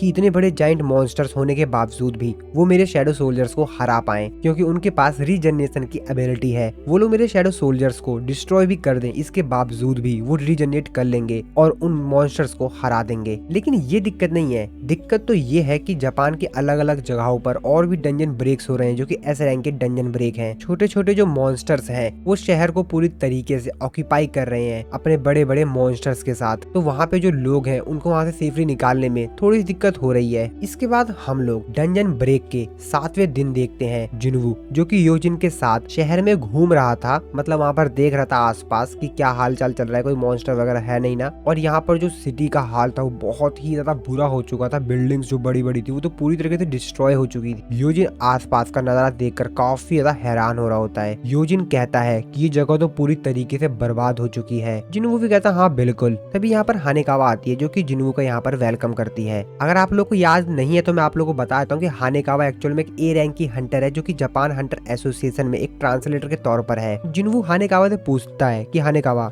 यहाँ पर कोई और हंटर तो नहीं है ना। हानेकावा उसको बताते कि हाँ टोक्यो में इस समय मेरे अलावा कोई और हंटर नहीं है। जिसके बाद हानेकावा जिनवू को आगे बताती है कि टोक्यो में इतना ज्यादा लॉस हुआ है, हम लोगों को इतना ज्यादा नुकसान हुआ है कि हम लोगों को तो पता भी नहीं कि हमको कितना ज्यादा नुकसान हो गया है। और जो जाइंट मॉन्स्टर्स थे वो जापान के अदर जो अलग अलग पार्ट्स हैं, जगह है, वहाँ पर चले गए हैं। इस समय हम लोगों के पास टोटल 16 एस रैंक के हंटर्स हैं, आपको मिलाकर 6 जापानीज हैं, 2 चाइनीज हैं, 3 कैनेडियन है, 2 इंडियन है और एक रसिया और यूके से आए हैं। टोटल यहाँ पर 6 ग्रुप है। इसके बाद वो एक एक करके सभी हंटर्स का नाम बताती है कि कौन कहाँ से आया हुआ है। फिर हानेकावा जिनवू को आगे बताती है कि ज्यादातर जो मॉन्स्टर्स हैं वो एक साथ चल रहे हैं, यानी कि झुंड में चल रहे हैं, और इसीलिए उनको हरा पाना काफी ज्यादा डिफिकल्ट हो रहा है। एक ए रैंक के गेट के जो बॉस होता है ना, उससे भी ज्यादा डिफिकल्ट। जिनवू जो कि अपने मन में सोच रहा होता है कि टोटल 3 एस रैंक के हंटर्स मारे गए हैं, तो इसके हिसाब से जरूर काफी सारे ए रैंक के हंटर्स भी मारे गए होंगे। हानेकावा जिनवू को आगे बताती है कि टोटल 31 जाइंट मॉन्स्टर्स अपीयर हुए थे, और उनमें से काफी सारे तो चाइना की तरफ ही जा रहे हैं। हम लोगों के पास मैन पावर की कमी थी, जिस वजह से हम लोग उनको हरा नहीं पा रहे थे, लेकिन तुम्हारी वजह से हमने काफी सारे जाइंट मॉन्स्टर्स को हरा दिया है। और इस बात के लिए जिनवू का वो थैंक्स भी कहती है। और बाकी बचे हुए जो जाइंट मॉन्स्टर्स हैं उन लोगों को तुम्हारे शैडो सोल्जर्स और हमारे जो अदर हंटर्स हैं उनके द्वारा हरा दिया गया है, और काफी सारे को हराया जा रहा है। ये बात सुन के जिनवू कहता अच्छा तो ऐसी बात है, तो इसका मतलब ये है कि सिर्फ ये जो मेरे सामने है यही बचा हुआ है। तो जिनवू के सामने जो एक बहुत बड़ा सा मॉन्स्टर था जो कि अभी तक बचा हुआ था, वो इन बाकी सभी मॉन्स्टर से बहुत ज्यादा बड़ा था, जिसको कि अभी तक किसी ने भी नहीं मारा था। तो जिनवू उसी की बात कर रहा था। जिनवू सामने सिटी का नजारा देखते हुए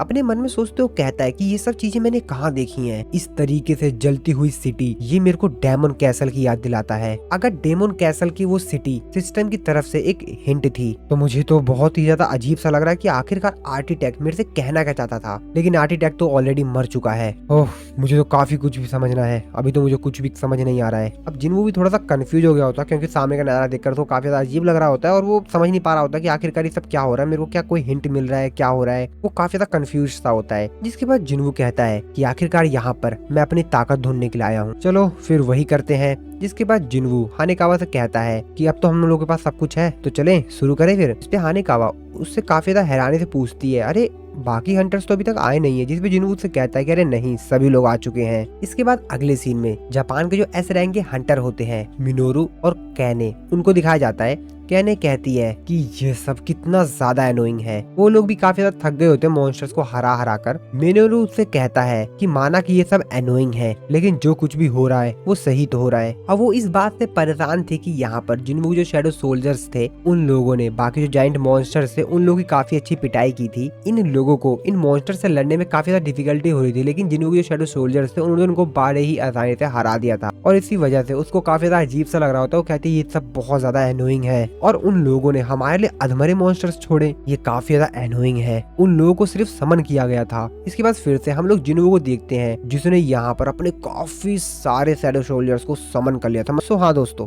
वीडियो अगर अभी तक अच्छी लगी तो वीडियो को लाइक कर देना, क्योंकि इसके बाद भाई बहुत बड़ी तबाही होने वाली है। जिनवू बहुत भयंकर तबाही करेगा और बस आप लोगों को मजा ही आ जाएगा। तो फटाफट वीडियो को लाइक जरूर से कर देना और एक अच्छा सा कमेंट भी कर देना। कमेंट तो आप लोग बाद में भी कर देना। इसके बाद हम लोग जिनवू को देखते हैं जिसने अपने बाकी सभी जितने भी फेवरेट शैडो सोल्जर्स थे, टैंक, आयरन पर समन कर लिया था। हानेकावा इतने सारे मॉन्स्टर्स को एक साथ यहाँ पर देखकर काफी ज्यादा हैरान होती है। और जिनवू का शैडो सोल्जर बेरू जो कि काफी ज्यादा तेजी से उड़ते हुए आता है और सीधा जिनवू के पास आके रुकता है। बेरू ने इस तरीके से एंट्री मारी हुई होती है कि योजिन बेचारा काफी ज्यादा डर गया था, क्योंकि वो एकदम बैक से आया था और योजिन के सामने आके लैंड हुआ था। और हानेकावा जो कि योजिन से भी ज्यादा हैरान हो गई थी, लेकिन जिनवू को तो भाई बिल्कुल भी फर्क नहीं पड़ा था। जिनवू तो अपने हीरो के एकदम खड़ा था, जैसे उसको तो मालूम है कि पीछे कौन आया है, क्या होने वाला है। और जिनवू बेरू को एक अच्छी सी प्यारी सी स्माइल देते हुए उसकी तरफ देखते हुए कहता है कि ओ तो तुम सब आ गए हो, तुम सभी ने अच्छा काम किया। बेरू भी जिनवू को कहता है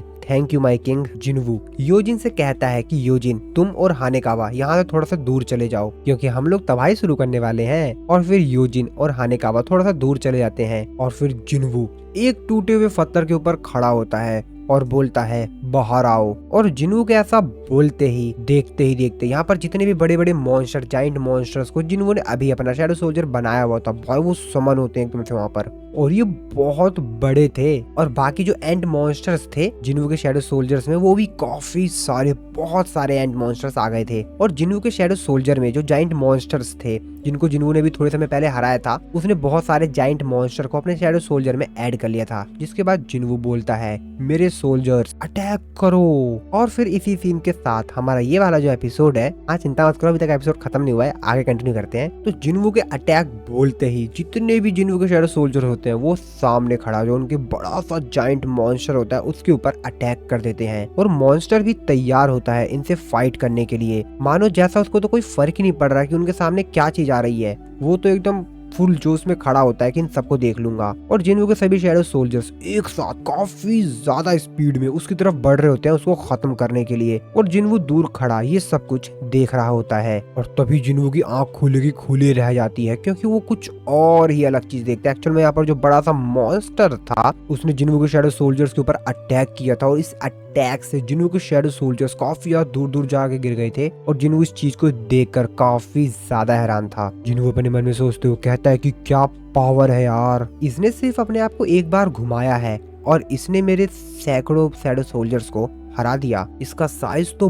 बहुत ज्यादा बड़ा है, इसके अंदर से जो माना इमिट हो रही है ये काफी है कि ये मेरे को यहाँ से दूर भगा दे। इसने तो मुझे डरा सा दिया है। आखिरकार ऐसी चीज एग्जिस्ट कैसे कर सकती है? और इससे पूरी तरीके से छुटकारा पाने का सिर्फ दो ही तरीका है, या तो हम इस चीज से दूर भाग जाएं और इस चीज के बारे में हमेशा के लिए भूल जाएं, और या तो इस चीज को पूरी तरीके से खत्म कर दें। जिनवू के शैडो सोल्जर इसके ऊपर अटैक तो कर रहे थे मॉन्स्टर के ऊपर, लेकिन उस मॉन्स्टर को तो इनसे घंटा भी फर्क नहीं पड़ा था भाई। वो सिर्फ एक अटैक कर रहा था अपने स्वॉर्ड से और जिनवू के शैडो सोल्जर्स बीच में से कट कर मर जा रहे थे। हालांकि जिनवू के शैडो सोल्जर्स मरते नहीं है, वो अपने आप को रीजनरेट कर ले रहे थे, लेकिन फिर भी जिनवू के शैडो सोल्जर्स के ऊपर अटैक कर पाना ही बहुत मुश्किल है। और ये वाला मॉन्स्टर तो उसके शैडो सोल्जर को काट ही दे रहा था, मतलब डिस्ट्रॉय कर दे रहा था। जिनवू के शैडो सोल्जर्स में जो मॉन्स्टर थे ना छोटे छोटे काफी सारे, वो उसके पैर का सहारा लेकर उसके शरीर के ऊपर चढ़ रहे होते हैं, लेकिन वो मॉन्स्टर तभी एक पैर घुमाता काफी ज्यादा तेजी से और जिनवू के जितने भी यहाँ पर एंड मॉन्स्टर होते हैं काफी ज्यादा दूर जाके गिरते हैं। जिनवू के बाकी जो शैडो सोल्जर्स थे ग्रीस और बेरो को छोड़कर वो उस मॉन्स्टर के ऊपर अटैक कर रहे थे, लेकिन उस मॉन्स्टर को इनके इस अटैक से कुछ भी फर्क नहीं पड़ा था, बल्कि उल्टा वो मॉन्स्टर ही इनके ऊपर अपने स्वॉर्ड से अटैक कर इनको बीच में से काट दे रहा था। ये सब कुछ नजारा देखकर बीरू भी काफी ज्यादा हैरान होता है, गुस्से में काफी ज्यादा तेजी चिल्लाता है और उस मॉन्स्टर के ऊपर अटैक करने के लिए जाता है, लेकिन जिन्वू उसको रोक देता है। जिन्वू उससे कहता है कि रुको,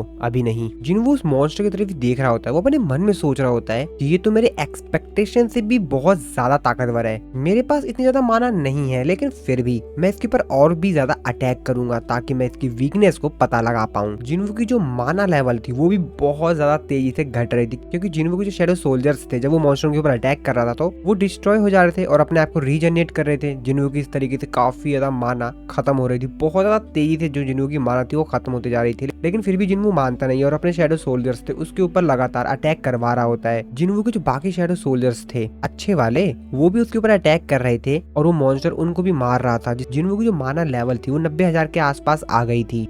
जिन्वू अपने मन में सोचते हो कहता है कि इसकी जो माना है वो इसको आर्मर की तरह प्रोटेक्ट कर रही है, इसीलिए ये अपने आप को बिल्कुल भी प्रोटेक्ट नहीं करना चाह रहा है, डिफेंड ही नहीं कर रहा है बिल्कुल। ये बहुत ज्यादा कॉन्फिडेंट है, लेकिन फिर भी एक अटैक था जो उसको लगा था, जिसके बाद जिन्वू काइजल को समन करता है और काइजल जिन्वू के पीछे जाता है और जिन्वू का शैडो सोल्जर इग्रीस काइजल के ऊपर बैठकर उस मॉन्स्टर की तरफ उसके ऊपर अटैक करने के लिए काफी ज्यादा तेजी से उस मॉन्स्टर की तरफ ही बढ़ रहा था। इसके बाद इग्रीस काइजल के ऊपर से उतरकर उस मॉन्स्टर के ऊपर चढ़ जाता है और काफी ज्यादा तेजी से उसके ऊपर अटैक कर रहा होता है। अब इस अटैक से वो जो मॉन्स्टर होता है वो भी घायल हो रहा होता है और फिर जिन्वू भी काफी ज्यादा तेजी से उस जगह पर पहुंच जाता है। जिन्वू एक स्माइल देता है और अपने मन में कहता है जैसा कि मैंने सोचा था, और बेरू भी यहाँ पर आ जाता है और वो भी उस मॉन्स्टर के ऊपर अटैक करता है और जिन्वू फिर इस्तेमाल करता है रूलर्स अथॉरिटी और फिर जिन्वू के बाकी सभी जो शैडो सोल्जर्स थे और जिन्वू खुद इस मॉन्स्टर के ऊपर अटैक कर रहे होते हैं। दूर खड़े यूजिन और हानेकावा ये सब कुछ देख रहे होते हैं। हानेकावा कहती है कि इसको देखने से ये एक इंसान और मॉन्स्टर के बीच की बैटल तो लग ही नहीं रही है, ऐसा लग रहा है कि ये लड़ाई दो मॉन्स्टर्स के बीच हो रही है। यूजिन भी कहता है कि और इस तरफ उस मॉन्स्टर की हालत काफी ज्यादा खराब हो गई होती है, क्योंकि भाई ये तीनों के तीनों उसके ऊपर अटैक कर रहे हैं। इस बेचारे की तो हालत पूरी खराब हो गई होती है, वो बेचारा दर्द के मारे चिल्ला रहा होता है। लेकिन जिन्वू कहाँ मानने वाला था, वो इस मॉन्स्टर के ऊपर बहुत अटैक करता है, जिसके बाद जिन्वू अपने म्यूटिलेट का इस्तेमाल करता है उस मॉन्स्टर के ऊपर काफी तेजी से काफी सारे अटैक करता है और उसकी एक आंख को ही फोड़ देता है और फिर चिल्लाते हुए कहता है बेरू, और फिर बेरू काफी तेजी से उस मॉन्स्टर की आंख में ही घुस जाता है और अपनी स्किल म्यूटिलेट का इस्तेमाल करता है और उसकी आंख में घुसने के बाद भाई पूरी तरीके से उसके शरीर के अंदर का सारा हिस्सा ही डिस्ट्रॉय कर देता है और फाइनली वो मॉन्स्टर मारा जाता है। जिन्वू का सिस्टम उसको नोटिफाई करके बताता है कि आपने अपने दुश्मन को हरा दिया है और आपका लेवल अप हुआ है, और जिन्वू काफी ज्यादा तेजी से लेवल अप होता है। उस मॉन्स्टर को हराने के बाद जिन्वू फिर से वापस इसी जगह पर आ जाता है, यानी जहाँ पर जो पूरा शहर बर्बाद हो गया था ना, वही बिल्डिंग के ऊपर खड़ा होता है, सामने आसमान की तरफ देखते हुए अपने मन में सोचते हुए कहता है कि तुमने दुश्मन को हरा दिया। नीचे खड़ा यूजिन भी सब कुछ देख रहा होता है और वो भी जगह पर पहुंच गया होता है जिन्वू के पास, और फिर जिन्वू भी बिल्डिंग से नीचे जाता है। यूजिन कहता है कि जैसा कि मैंने आपसे एक्सपेक्ट किया था आपने वैसा ही किया, आपने उस जाइंट बॉस को हरा दिया। जिन्वू अपने मन में सोचते हुए कहता है कि लेकिन जो मैसेज आता है कि आपने डंजन के ऑनर को मार दिया है, वो मैसेज क्यों नहीं आया? तो इसका मतलब ये है कि रेड अभी तक खत्म नहीं हुई है और जो ब्लैक स्मोक होती है वो भी बाहर नहीं आई है। इसका मतलब ये है कि मैं इसकी शैडो एक्सट्रैक्शन नहीं कर सकता हूँ। लेकिन फिर भी जिन्वू ट्राई करता है, लेकिन उसका सिस्टम उसको मना करता है और कहता है कि शैडो एक्सट्रैक्शन इस टारगेट के ऊपर इस्तेमाल नहीं किया जा सकता है। जिन्वू कहता है जैसा कि मेरे को लगा ही था। तभी जिन्वू को ऐसा लगता है कि आसपास कुछ हलचल हो रही है और तभी वहां पर बेरू आता है उसी मॉन्स्टर के अंदर से निकलकर, क्योंकि बेरू जब उसके ऊपर अटैक किया था उसकी आंख में से वो उसके अंदर ही घुस गया था, तो उसके मुंह से बाहर आता है। बेरू कहता है कि माई किंग मैं हूँ। जिन्वू कहता है ओ अच्छा ये तुम हो क्या? जिन्वू अपने मन में सोच रहा होता है कि जो मैजिकल एनर्जी है वो बहुत ही ज्यादा पावरफुल है, क्योंकि मुझे तो पता भी नहीं चला कि यहाँ पर बेरू था। इसने बेरू के प्रेजेंस को ही ब्लॉक कर दिया था। ये मर चुका है लेकिन फिर भी इसके बावजूद भी ये बहुत ज्यादा ताकतवर है। हालांकि ये मरा हुआ है लेकिन फिर भी ये बहुत ज्यादा ताकतवर है। इस एनर्जी है मैजिकल पावर उसके मरने के बाद भी बहुत है। तभी यहाँ पर एकदम से बहुत तेजी से लाइट चमकती है। जिन्वू देखकर काफी ज्यादा हैरान हो जाता है। जिन्वू अपने मन में सोचते हुए कहता है कि ये मैजिकल एनर्जी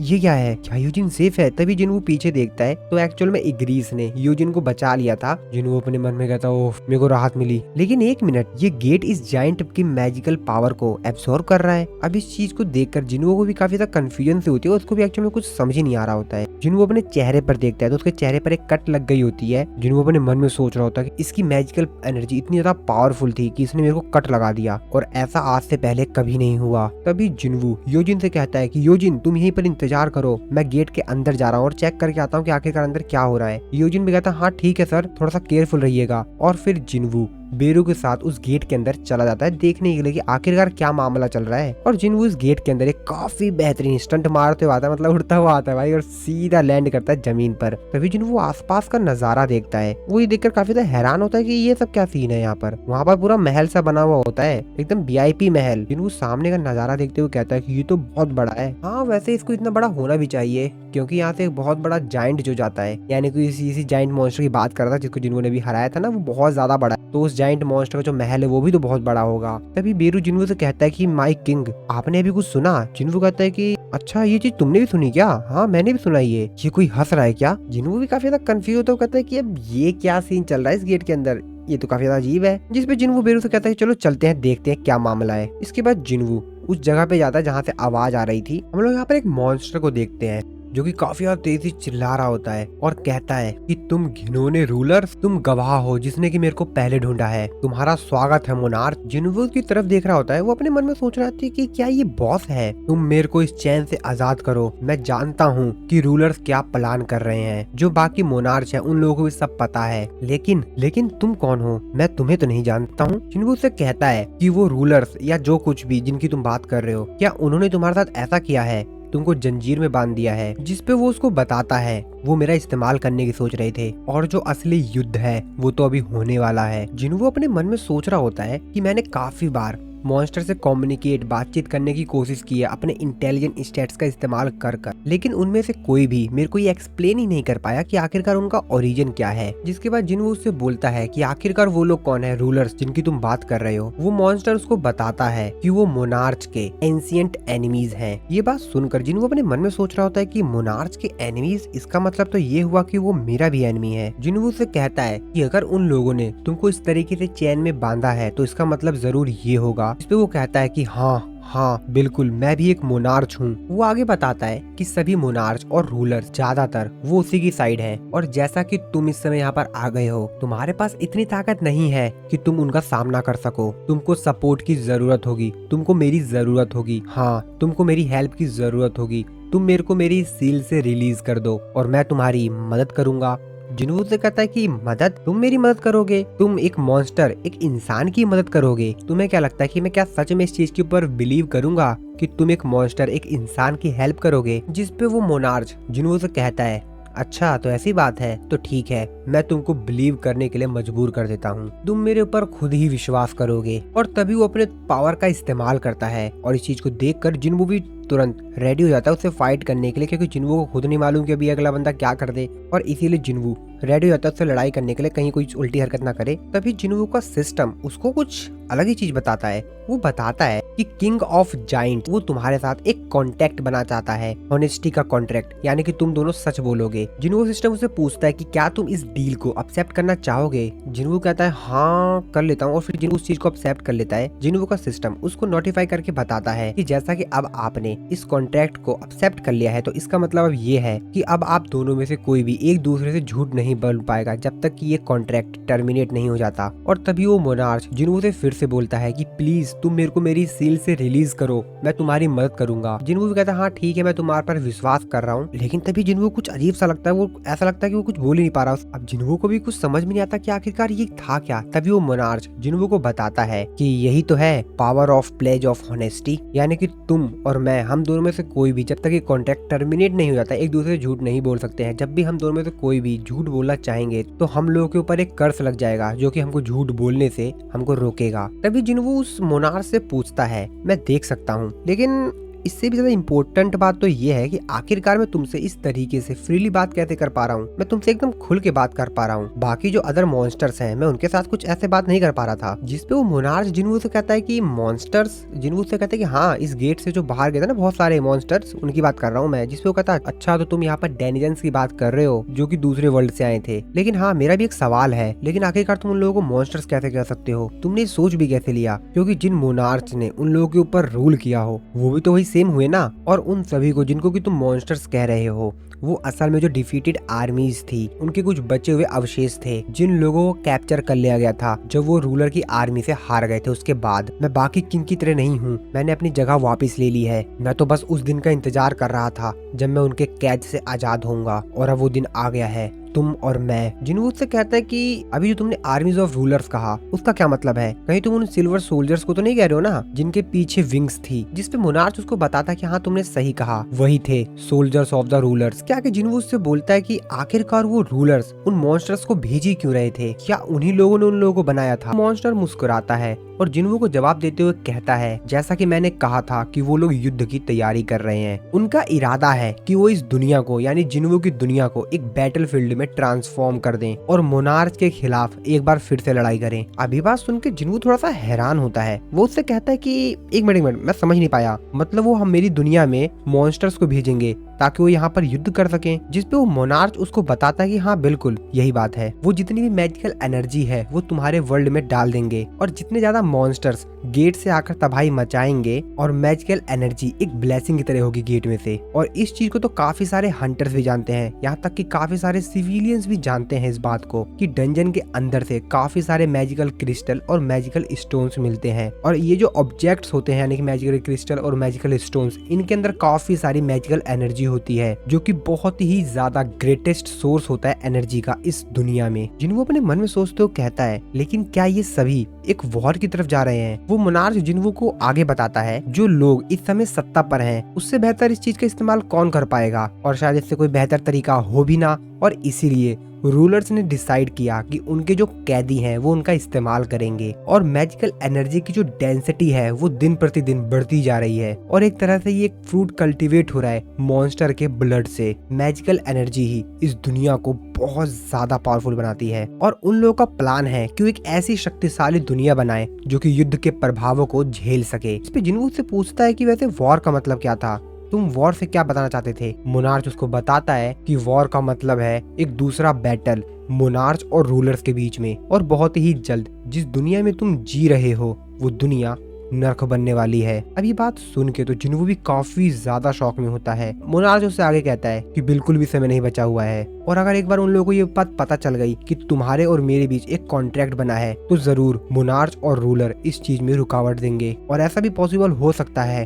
कि रूलर्स के जो एनवॉइज हैं वो लोग ऑलरेडी वहाँ से निकल चुके हो हमको रोकने के लिए, कुछ भी हो सकता है। जिसके बाद जिन्वू उस मोनार्च से पूछता है कि तुमने भी कुछ समय पहले ही बताया था कि वो लोग मेरे को टारगेट कर रहे थे, लेकिन क्यों? वो लोग मुझे क्यों टारगेट कर रहे थे? अभी बात सुन के वो मोनार्च थोड़ा सा हैरान होता है। वो जिन्वू से कहता है क्या सच में तुमको नहीं पता? असल में जो पावर तुम्हारे अंदर है, जो पावर तुम अंदर अपने अंदर प्रोसेस करते हो, एक्चुअली वो तुम्हारी पावर है ही नहीं। और अगर ये पावर्स तुम्हारे पास है, ये इस बात का सबूत है कि ओरिजिनल ऑनर ने मोनार्च के साथ विश्वासघात किया है, और इस हिसाब से तुम मोनार्च और रूलर्स दोनों के ही एनिमी बन चुके हो। लेकिन फिर भी मैं कसम खाता हूँ कि मैं तुम्हारी तरफ से लड़ूंगा, सो प्लीज मेरी हेल्प करो और मेरे को इन जंजीरों से आजाद करवाओ। जिन्वू भी उसकी बात बड़े ध्यान से सुन रहा होता है, लेकिन तभी उसको जिन्वू की थोड़ी सी शक्ल अलग सी दिखाई देती है, उसको कुछ अजीब सा दिखाई देता है। जिन्वू उससे कहता है कि अगर तुम मेरी साइड से ही लड़ने वाले हो तो इससे बेहतर तो यही रहेगा कि मैं तुमको अपने शैडो सोल्जर में कन्वर्ट कर लूं। और उसको जिन्वू का फेस कुछ अलग सा दिखाई देता है। इस चीज को देखकर वो तो काफी ज्यादा हैरान होता है, वो शॉक में होता है एकदम से। लेकिन तभी जैसे उसका ध्यान दोबारा जिन्वू की तरफ जाता है अच्छे से, तो वो देखता है कि जिन्वू तो नॉर्मल ही है। अब वो इस चीज को देखकर काफी ज्यादा हैरान होता है। वो अपने मन में सोच रहा होता है कि एक मिनट अभी हुआ क्या था, अभी बस कुछ मोमेंट्स पहले ही हुआ क्या था यहाँ पर। वो मोनार्च जिन्वू से कहता है तो क्या तुमने मोनार्च और रूलर दोनों की जो स्पिरिचुअल बॉडीज हैं उनको पोसेस कर रखा है? स्पिरिचुअल बॉडी जो होती है वो डिस्ट्रॉय हो जाती है जब उनको खत्म कर दिया जाता है तो, और इसीलिए उनको शैडो में कन्वर्ट नहीं किया जा सकता, और इसीलिए मैं तुम्हारा सोल्जर नहीं बन सकता। क्या ये तुम्हारे लिए काफी होगा कि तुम मेरी हेल्प कर सको? तो प्लीज मेरी हेल्प करो और मेरे को इन जंजीरों से आजाद करवाओ। जिन्वू जो कि अपने मन में सोच रहा होता है कि मैं समझ गया, लेकिन एक मिनट यार, ये मेरे दिल में कुछ अजीब सा क्यों हो रहा है? यहाँ पे कुछ तो अजीब है।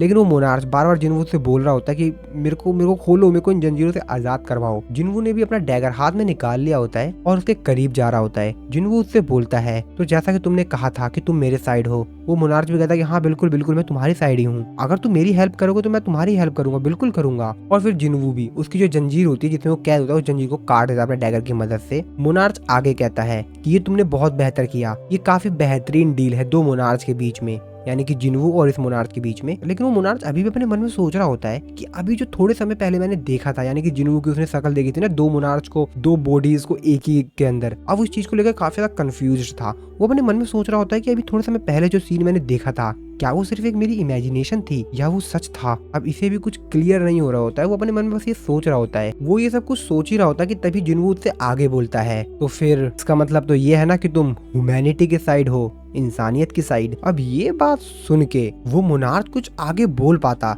लेकिन जैसा कि जिनवू और इस मोनार्च के बीच में एक कॉन्ट्रैक्ट हुआ है कि एक दूसरे झूठ नहीं बोल पाएंगे, और जब कभी भी झूठ बोलेंगे तो जो झूठ वाला जो शब्द होगा वो बोल ही नहीं पाएंगे। तो वो मोनार्च वो शब्द बोल ही नहीं पा रहा होता है। अब जिनवू समझ जाता है कि ये झूठ बोल रहा है, क्योंकि कॉन्ट्रैक्ट के हिसाब से ये झूठ नहीं बोल सकता। और वो मोनार्च भी समझ जाता है कि अब जिनवू ने उसके ऊपर शक करना शुरू कर दिया है, जिसपे जिनवू उससे बोलता है कि तुम आंसर क्यों नहीं दे रहे हो, बताओ क्या तुम इंसानियत की साइड हो, तुम जवाब क्यों नहीं दे रहे हो। ऐसा शायद प्लेज ऑफ ऑनेस्टी की वजह से है ना। और ये चीज सुनकर अब वो मोनार्च भी समझ जाता है कि जिनवू को उसके ऊपर पूरी तरीके से शक हो गया है, और वो मोनार्च भी जिनवू की तरफ घूरता हुआ देख रहा होता है। और तभी उसकी गर्दन के पीछे एक डायमंड सा दिखाई देता, कुछ पिंक कलर का। जिनवू उसके चीज को देखते हुए कहता है कि तुम्हारी गर्दन के पीछे वो जो माना क्रिस्टल लगा हुआ है ना, वो जब तक वहाँ पर लगा रहेगा तुमको इस रूलर की वॉइस सुनाई देती रहेगी, जो की है सभी इंसानों को मार दो, जैसा कि अदर मॉन्स्टर्स को सुनाई देता है। अभी बात सुनकर वो मोनार्च समझ जाता है कि अब जिनवू उसके ऊपर शक कर चुका है और अब उसके पास कोई भी ऑप्शन नहीं है, और इसीलिए वो गुस्से में जिनवू के ऊपर अटैक करता है। लेकिन जिनवू उसके उस अटैक से बचते हुए उससे कहता है तुम तो अपनी डील ही भूल गए, जिसपे वो मोनार्च जिनवू से कहता है कि तुम्हें जिंदा रखना बहुत ज्यादा खतरनाक हो सकता है। लेकिन वो मोनार्च कुछ आगे कर पाता, जिनवू उसके शरीर में अपना डैगर डाल देता है, जिसकी वजह से उस मोनार्च की हालत खराब होने लगती है। जिनवू उस मोनार्च से कहता है शायद तुम प्रॉब्लम बन सकते हो, जिसपे वो मोनार्च जिनवू से कहता है कि नहीं तुम गलत हो, प्रॉब्लम मैं नहीं, प्रॉब्लम तुम हो। वो मोनार्च आगे कुछ कर पाता, जिनवू उस मोनार्च को बुरी तरीके से घायल कर देता है। वो मोनार्च भी काफी ज्यादा घायल हो चुका होता है। हालांकि वो कोशिश करता है जिनवू के ऊपर दोबारा से अटैक करने की, लेकिन कहाँ वो जिनवू से लड़ पाएगा। जिनवू फिर से उसके ऊपर अटैक करता है और उसको बहुत ज्यादा घायल कर देता है। और अपने अंत समय पर वो मोनार्च जिनवू से कहता है कि जो लड़ाई होगी तुम्हारी दुनिया के प्रेसिडेंट और उन कैप्चर्ड मॉन्स्टर्स के बीच में, वो बहुत ही ज्यादा खतरनाक होने वाली है। दिलचस्प होगी वो लड़ाई और तुम्हारी दुनिया नर्क बन जाएगी। मैं आशा करता हूँ हर वो चीज जिसको तुम प्रोटेक्ट कर रहे हो वो जलकर राख बन जाएगी और इस युद्ध में कहीं दफन हो जाएगी। जिसपे जिनवू से कहता है कि ऐसा कुछ भी नहीं होगा, और अपना डैगर फेंक कर उस मोनार्च को मार देता है। जिनवू का सिस्टम उसको नोटिफाई करके बताता है कि डंजन मास्टर को आपने हरा दिया है, यानी कि मोनार्च ऑफ बिगिनिंग रह गया, जो कि 9 मोनार्च में से एक मोनार्च है। इसके बाद जिनवू का सिस्टम उसके एक्सपीरियंस को कैलकुलेट कर रहा होता है, और अब ऐसा इसलिए होता है क्योंकि जो उसको एक्सपीरियंस मिला हुआ होता है वो बहुत ज्यादा होता है, और इस चीज को जोड़ने में, ऐड करने में थोड़ा सा समय लगेगा जिनवू के सिस्टम को, क्योंकि उसने यार एक मोनार्च को मारा है और उसकी पावर जो एक्सपीरियंस होगी, लेवल अप होगा, वो तो भाई नेक्स्ट लेवल का होने वाला है। जिनवू अपने आप से कहता है कि ये बहुत ज्यादा शर्म की बात है कि मैं इसके शैडो सोल्जर को ऑब्टेन नहीं कर पाया, लेकिन कोई नहीं,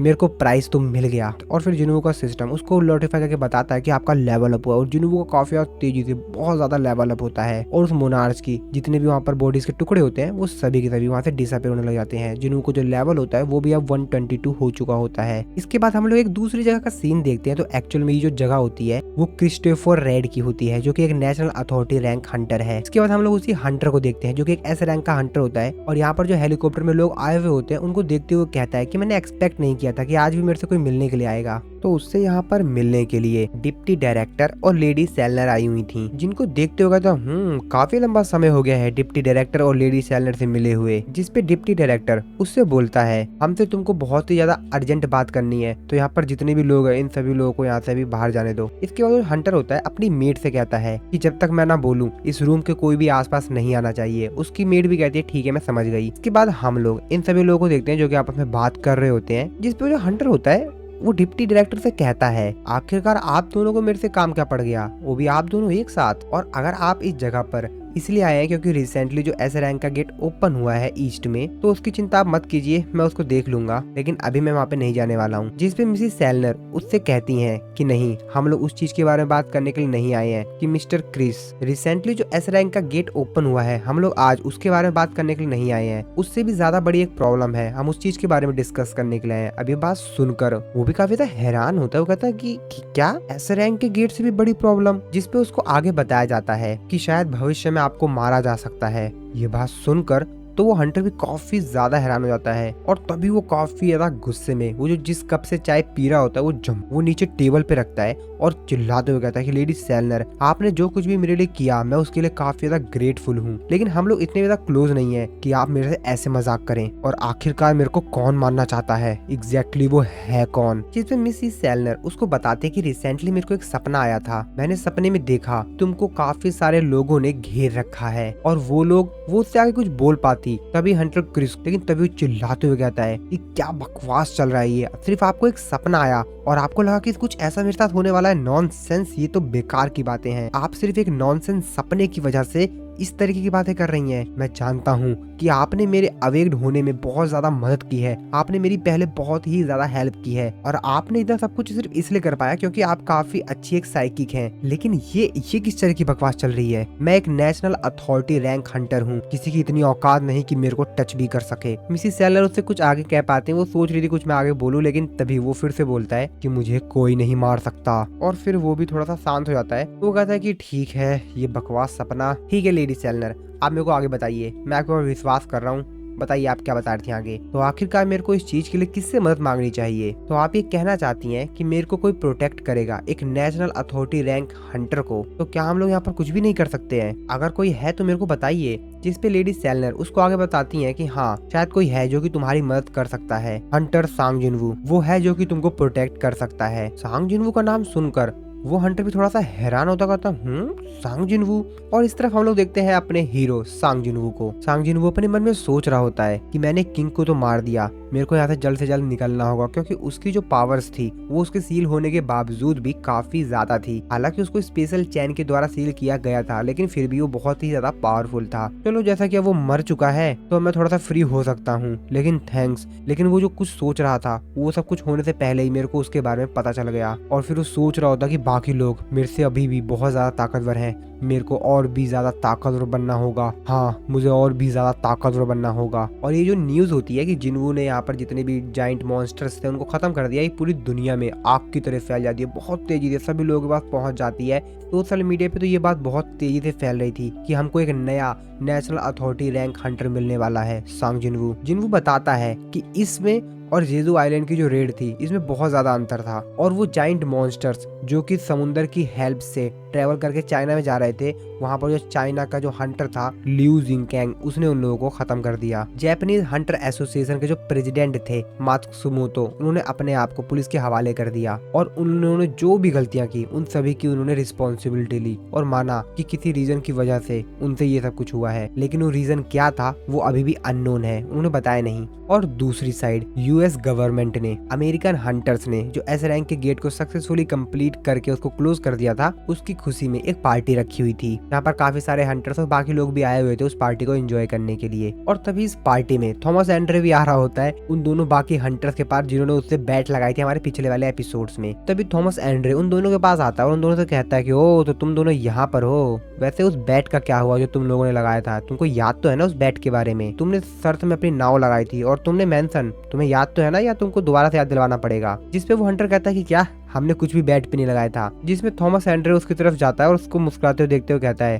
कि सही में ना, देख लो, अब नाटक मत करो। जिसपे वो कहता है कि नहीं, हमने कुछ भी शर्त पे नहीं लगाया था, तुम झूठ बोल रहे हो। तभी थॉमस एंड्रे ने जो टाई पहनी हुई होती है उसको देखते हुए कहता है कि वैसे ये टाई मेरे को अच्छी लग रही है। तभी अपने असिस्टेंट से पूछता है कि वैसे ये टाई कैसी लग रही है तुमको? जिसपे बताते हैं कि काफी ज्यादा एक्सपेंसिव है, लेकिन ये आपके टी शर्ट पे अच्छी नहीं लग रही है। और ऐसा कहते ही थॉमस एंड्रे ने जो टाई पहनी हुई होती है उसको साइड में फेंक देता है। उसके बाद कहता अब ठीक है ना। जिसके बाद उसकी असिस्टेंट उसको बताती है कि सर एक प्रॉब्लम है। तो इंटरनेशनल गिल्ड कॉन्फ्रेंस जो है वो जो हर साल दुनिया भर से बाकी गिल्ड्स को इन्वाइट करता है, उसकी उन्होंने लिस्ट जो है वो रिलीज कर दी है और उस लिस्ट में उन लोगों ने कोरियन के एजिन गिल्ड को भी इंक्लूड कर लिया। ये बस उनके थॉमस एंड्रे कहता है क्या एजिन गिल्ड? जिसपे बात है कि हाँ, एजिन गिल्ड जो कि हंटर सांग जिनवू की है। अब ये बात सुन के थॉमस राइडर कहता है ओ ये बात तो मतलब वो अमेरिका आ रहा है। इसके बाद हम लोग सांग जिनवू को देखते हैं जिसने बाकी जितने भी बचे हुए जाइंट मॉन्स्टर्स होते हैं उन सभी को अपने शैडो सोल्जर में ऐड कर लिया होता है और वो बहुत ज्यादा होते हैं, मतलब लगभग जितने भी वहाँ पर होते हैं उन सभी को उसने शैडो सोल्जर में बना लिया होता है। जिनवू उन शैडो सोल्जर को देखते हुए कहता है कि अरे यार ये तो मेरे लिए बहुत ज्यादा शर्म की बात है कि उनमें से कुछ मॉन्स्टर्स जिन्होंने समुद्र को पार कर लिया मैं उनको अपने शैडो सोल्जर में ऐड नहीं कर पाया, लेकिन कोई नहीं ये भी बहुत ज्यादा है, इससे मेरी स्ट्रेंथ बढ़ेगी। और ये सब कुछ देख कर नजारा यहाँ पर जितने भी आर्मी के सोल्जर्स होते हैं वो तो काफी ज्यादा हैरान होते हैं, वो बात कर रहे होते हैं कि कैसे वाओ क्या यही हंटर सांग जिनवू की एबिलिटी है। और ये सारी बातें सुनकर जो अपना योजिन होता है वो तो भाई मुस्कुरा रहा होता है, वो अपने मन में सोचते कहता है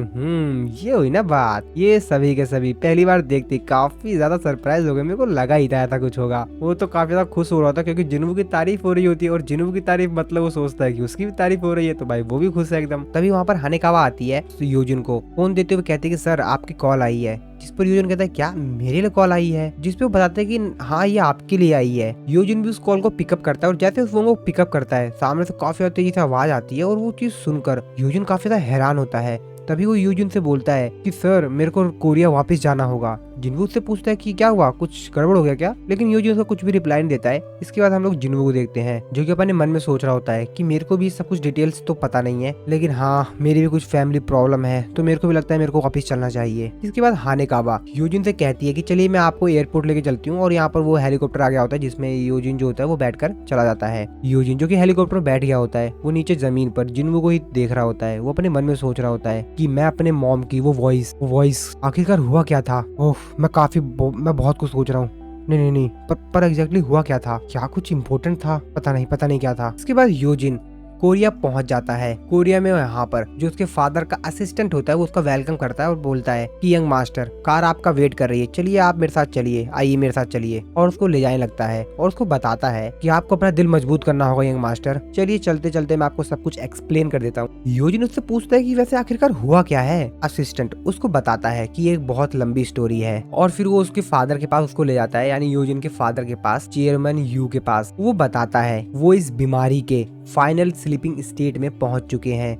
ये बात सुनकर यूजिन काफी ज्यादा हैरान होता है और वो रोते हुए अपने फादर को चिल्लाता है, लेकिन उनका जो असिस्टेंट होता है वो उसको मना करता है। वो कहता है कि इनके ज्यादा करीब मत जाइए। यूजिन उससे पूछता है कि क्या हम लोग कुछ नहीं कर सकते, मैं कितना ज्यादा यूजलेस बेटा हूँ ना, मैं अपने पिता को सिर्फ इस तरीके से देख सकता हूँ, मैं कुछ नहीं कर सकता। तभी उसका असिस्टेंट उसको एक बुक देता है जिसको देखते हुए यूजिन कहता है कि ये क्या है। उसका असिस्टेंट उसको बताता है कि अपना कंसिक्वेंस खोने से पहले चेयरमैन इस पर काम कर रहे थे, एक बार आप इसको देख लीजिए, मैंने इसको कहीं छिपा के रख दिया था ताकि जब वो दोबारा उठे तो मैं उनको दे दूं, ये उस पर दोबारा से काम कर सके, लेकिन मेरे को लगता है कि आपको शायद इसकी ये भी ज्यादा जरूरत है। यूजिन जैसे ही उस बुक को खोलता है तो वहाँ पर वो काफी सारे न्यूज आर्टिकल्स देखता है अपने बारे में, जिनवू के बारे में काफी सारे आर्टिकल्स देखता है और उन आर्टिकल्स को देखकर वो काफी ज्यादा इमोशनल हो जाता है। और फिर जैसे ही वो काफी सारे और भी न्यूज आर्टिकल्स या बुक्स के पेज आगे पलटता है तो वो उन सभी चीजों को देखकर काफी ज्यादा इमोशनल हो जाता है, उसकी आंखों में से आंसू आने लग जाते हैं। असिस्टेंट उसको बताता है कि आपके जो फादर थे वो आपके सिस्टर के और आपके जितने भी आप लोगों ने जहाँ भी कॉम्पिटिशन में पार्टिसिपेट किया, जहाँ भी आप लोग गए, उन्होंने उन सभी को इस बुक के अंदर संभाल के रखा है। यहाँ तक कि जो रिसेंट इवेंट हुआ था उसके बारे में भी। इस चीज को देखकर यूजिन पूरी तरीके से रोने लगता है, उसकी आंखों में से आंसू आने लगते हैं, जिसके बाद उसका असिस्टेंट को कहता है कि चलिए अब हम लोग को, मेरे को लगता है घर चलना चाहिए। फिर यूजिन कहता है हाँ ठीक है। तभी यूजिन को अजीब से लगता है, वो पीछे देखता है बट उसको कुछ तो दिखाई देता है, पर वो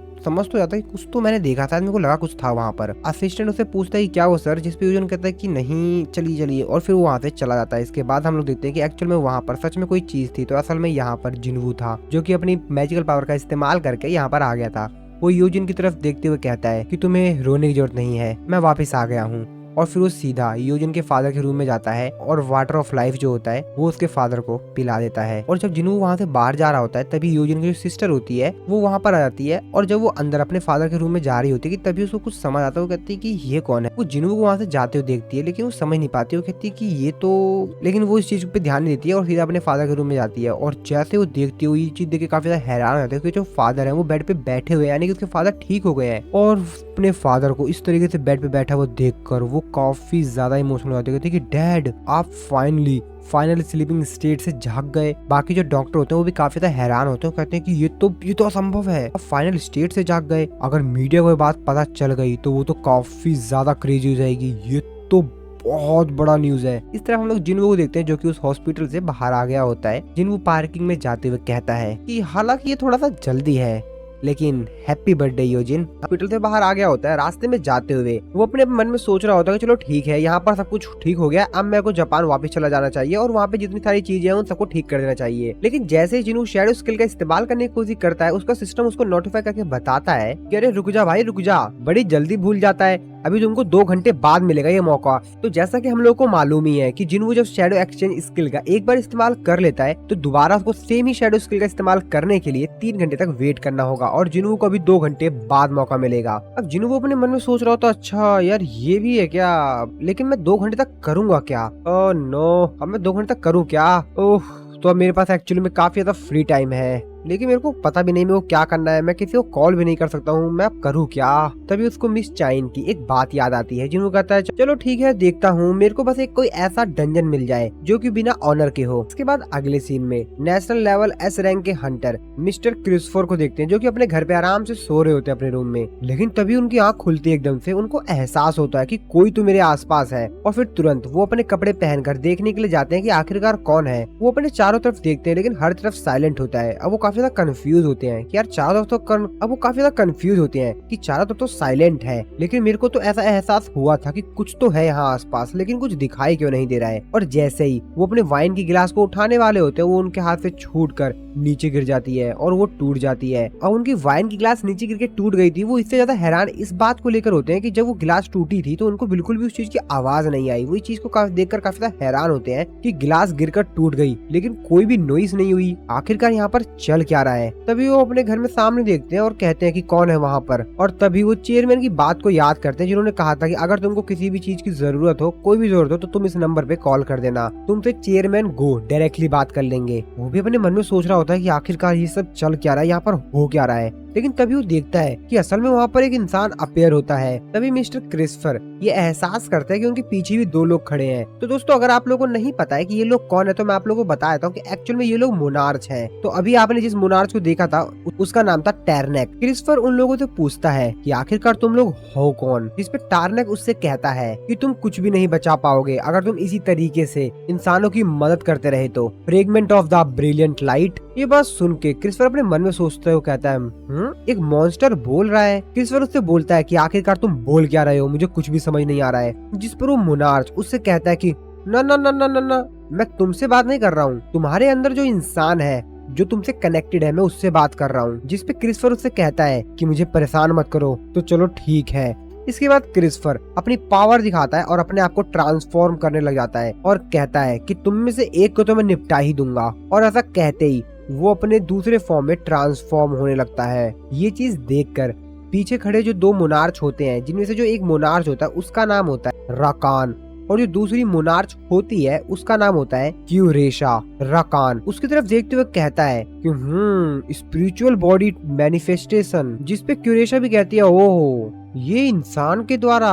और फिर जैसे ही क्रिस्फर अपने नए रूप में ट्रांसफॉर्म होता है वो चिल्लाते हुए कहता है तुम मरेगा मॉन्स्टर। और ऐसा कहते हुए टैरनेक मोनार्च होता है उसके ऊपर अटैक कर देता है और बहुत बड़ा धमाका होता है पूरी बिल्डिंग में। इसके बाद इसी यहीं पे कट हो जाता है। दूसरी तरफ हम लोग जिन्वू को देखते हैं जिसके स्टेट्स काफी ज्यादा बढ़ गए होते हैं। तो एक्चुअल में जिन्वू यहाँ पर एक कार में बैठा हुआ होता है और सभी लोग उसको बाय बाय बोल रहे होते हैं क्योंकि उसने यहाँ पर आकर जापान में सभी लोगों की काफी ज्यादा मदद की थी और इसीलिए बहुत सारे लोग यहाँ पर आए हुए होते हैं जिन्वू को बाय बोलने के लिए। जिन्वू उन सभी लोगों को देखकर काफी ज्यादा खुश हो रहा होता है और वैसे भी यार उसे खुश होना भी चाहिए क्योंकि जिन्वू ने इतनी मेहनत करके, मतलब थोड़ी सी मेहनत करके यहाँ पर काफी सारे मॉन्स्टर्स को मारा और इन लोगों की मदद की। जिन्वू अपने मन में सोचते हुए कहता है कि मेरे हिसाब से जापान में आज मेरा लास्ट दिन होने वाला है। तभी बेरू जिन्वू से कहता है कि माई किंग, लोग आपको रिस्पेक्ट दे रहे हैं, मेरे हिसाब से आपको भी अपना हाथ ऊपर उठा के इन सभी लोगों को बताना चाहिए कि हाँ आप भी इनको देख रहे हैं। जिसपे जिन्वू से कहता है हाँ ठीक है बेरू। इसके बाद लोग जिन्वू देखते हैं जो कि प्लेन में बैठा हुआ होता है। उसके बगल में मिस्टर एडम वाइट बैठे हुए होते हैं। तो आप लोगों को याद होगा कि जिन्वू को यही बंदा अमेरिका ले गया था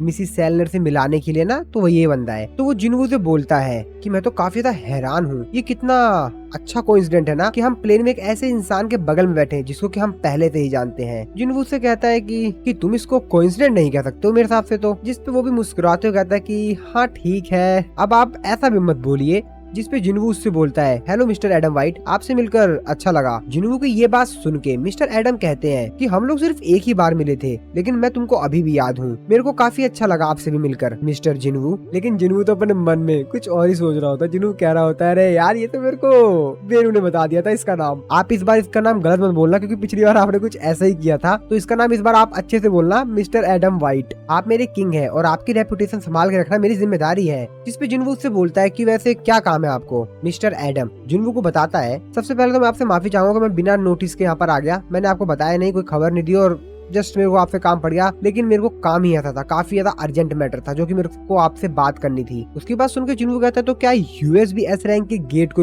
रोकने में फेल हो गया? जिसकी बात सुनकर मिस्टर एडम कहता है, नहीं नहीं नहीं, ऐसा कुछ भी नहीं हुआ है, हमने उस चीज को संभाल लिया बिना किसी प्रॉब्लम के। आप एक बार इस वीडियो को देखिए। वो अपना लैपटॉप ओपन करके जिनवू को एक वीडियो दिखाता है। वो कहता है कि ये देखिए, हमारे यहाँ पर काफी ज्यादा तेजी से आग लग चुकी है और ये कोई ऑर्डिनरी आग नहीं लगी हुई है, मतलब बहुत ही ज्यादा अजीब सा है। अगर एक छोटा सा भी आग लग जाता है, लपट लग जाती है, तो पूरा का पूरा उस जगह का आसपास बहुत तेजी से आग फैल जाती है। उस वीडियो को देखकर जिन्हों भी काफी ज्यादा हैरान होता है, क्योंकि वहाँ पर लोग बहुत ज्यादा कोशिश कर रहे होते हैं, लेकिन उस आग के ऊपर वो लोग काबू ही नहीं कर पा रहे होते हैं। जिसपे जिन्वू उससे बोलता है कि आखिरकार ये वीडियो है क्या। वो जिन्वू को बताता है कि एक बार आप वीडियो को एंड तक जरूर देखिए। जिस इंसान ने इस आग को शुरू किया था वो थे मिस्टर क्रिस्टोफर, जो कि एक नेशनल अथॉरिटी रैंक हंटर है। 1800 से भी ज्यादा फायर फाइटर्स और 14 से भी ज्यादा टॉप लेवल के मेज टाइप के हंटर्स भी इस चीज के ऊपर कंट्रोल नहीं कर पा रहे हैं। जिसपे जिनवू से कहता है कि ये आग तो काफी ज्यादा है, तो इसका मतलब है कि ये एक फाइट है। तो इसका मतलब ये है कि मिस्टर क्रिस्टोफर, जिसपे वो बताता है कि हम इस चीज पे विश्वास नहीं कर सकते, क्योंकि जब हमने उनको ढूंढा तो वो ऑलरेडी मरे हुए थे। जिनवू जो वीडियो को लास्ट में देखते तो देख के काफी ज्यादा हैरान होता है कि एक्चुअल में जो मिस्टर क्रिस्टोफर थे वो मर चुके थे और उनकी जो हालात थी वो बहुत ही ज्यादा खराब थी। और तभी मिस्टर एडम अपनी जेब में से एक फोटो निकालते हैं और जिनवू को दिखाते हुए कहते हैं कि ये फोटो देखिए। और उस फोटो को देखकर जिन्नू की आंखें खुली की खुली रह जाती है। और ये फोटो उस इंसान की है जिसपे हंटर ब्यूरो को शक है। अब इस फोटो को देखकर जिन्नू का पता नहीं क्या होता है, उसको एकदम से दिमाग खराब हो जाता है। जिन्नू काफी ज्यादा भड़क जाता है और गुस्से में मिस्टर एडम को अपनी पावर का इस्तेमाल करके आसमान में उठा देता है और उससे कहता है, क्या ये किसी प्रकार का मजाक है? और अगर ये सच में किसी प्रकार का मजाक है तो तुम यहाँ से जिंदा वापस नहीं जा पाओगे। मिस्टर एडम चिल्लाते हुए कहते हैं कि इसको रोको, नहीं ऐसा मत करो, रोको इसे। उनके बॉडीगार्ड ऐसा देखकर जिन्नू की तरफ भागते हुए आते हैं उसको रोकने के लिए, लेकिन मिस्टर एडम उन लोगों को मना कर देते हैं। उनको कहता है कि नहीं रुको रुको, तुम लोग रुको। जिन्नू उससे बोलता है कि फिर बताओ। जिसपे मिस्टर एडम उसको बताते हैं कि एक्चुअली में जो पिक्चर थी ये डंजन से बाहर आई थी और तुम जो सोच रहे हो ये वो इंसान नहीं है। जिन्नू कहता है कि डंजन? जिसपे वो आगे बताता है कि हाँ, इसके अंदर से जो मैजिक एनर्जी इमिट हो रही थी वो सेम उस मॉन्स्टर से मैच कर गई थी जो कि हमारे एस रैंक के हंटर के ऊपर अटैक कर दिया था बिना किसी वार्निंग के। यानी कि इसकी मैजिकल एनर्जी और जो मॉन्स्टर की मैजिकल एनर्जी थी वो सेम थी। तुमको याद है हंटर ब्यूरो का जो हेडक्वार्टर था वहाँ पर कुछ महीनों पहले एक बहुत बड़ा धमाका हुआ था, वो वाला इंसिडेंट जिसको कि ग्लोबली न्यूज में कवर किया गया था। जिसमें जिन्वू से कहता है कि तुम क्या ये कहना चाहते हो इन सबके पीछे मेरे फादर थे? और फिर जिन्वू अपनी पावर को नॉर्मल कर देता है जिससे कि मिस्टर एडम बच जाते हैं और वो जमीन पे आए गिरते हैं। उनकी हालत काफी ज्यादा खराब हो गई होती है। मिस्टर एडम जिन्वू को आगे बताते हैं कि हमारे हंटर को मारने के बाद वो वहाँ से डिसअपियर्ड हो गए और उसके बाद हंटर ब्यूरो उनको सीक्रेटली ढूंढ रहा था, मानो जैसा कि वो हवा में गायब हो गए हो। मुझे पता है कि तुम कैसा फील कर रहे हो, लेकिन इस सबसे कुछ भी फर्क नहीं पड़ता। फैक्ट यही है कि इसी पिक्चर को सबसे ज्यादा सजेस्ट किया जा रहा है इन सभी के पीछे। ये जो कुछ भी दुर्घटनाएं हो रही हैं उन सभी के पीछे इसी पिक्चर में जो इंसान है उसको ही रिस्पॉन्सिबल माना जा रहा है इन सभी के लिए। जिसके बाद जिन्वू उससे बोलता है कि लेकिन आखिरकार तुमने एग्जैक्टली मेरे को यही पिक्चर क्यों दिखाई, यही फोटो क्यों दिखाई तुमने मेरे को एग्जैक्टली? जिसपे मिस्टर एडम जिन्वू को बताते हैं असल में जो इंटरनेशनल गिल्ड कॉन्फ्रेंस है, इस साल जो कॉन्फ्रेंस होने वाली है, दुनिया भर के जितने भी गिल्ड है उनके रिप्रेजेंटेटिव उस कॉन्फ्रेंस में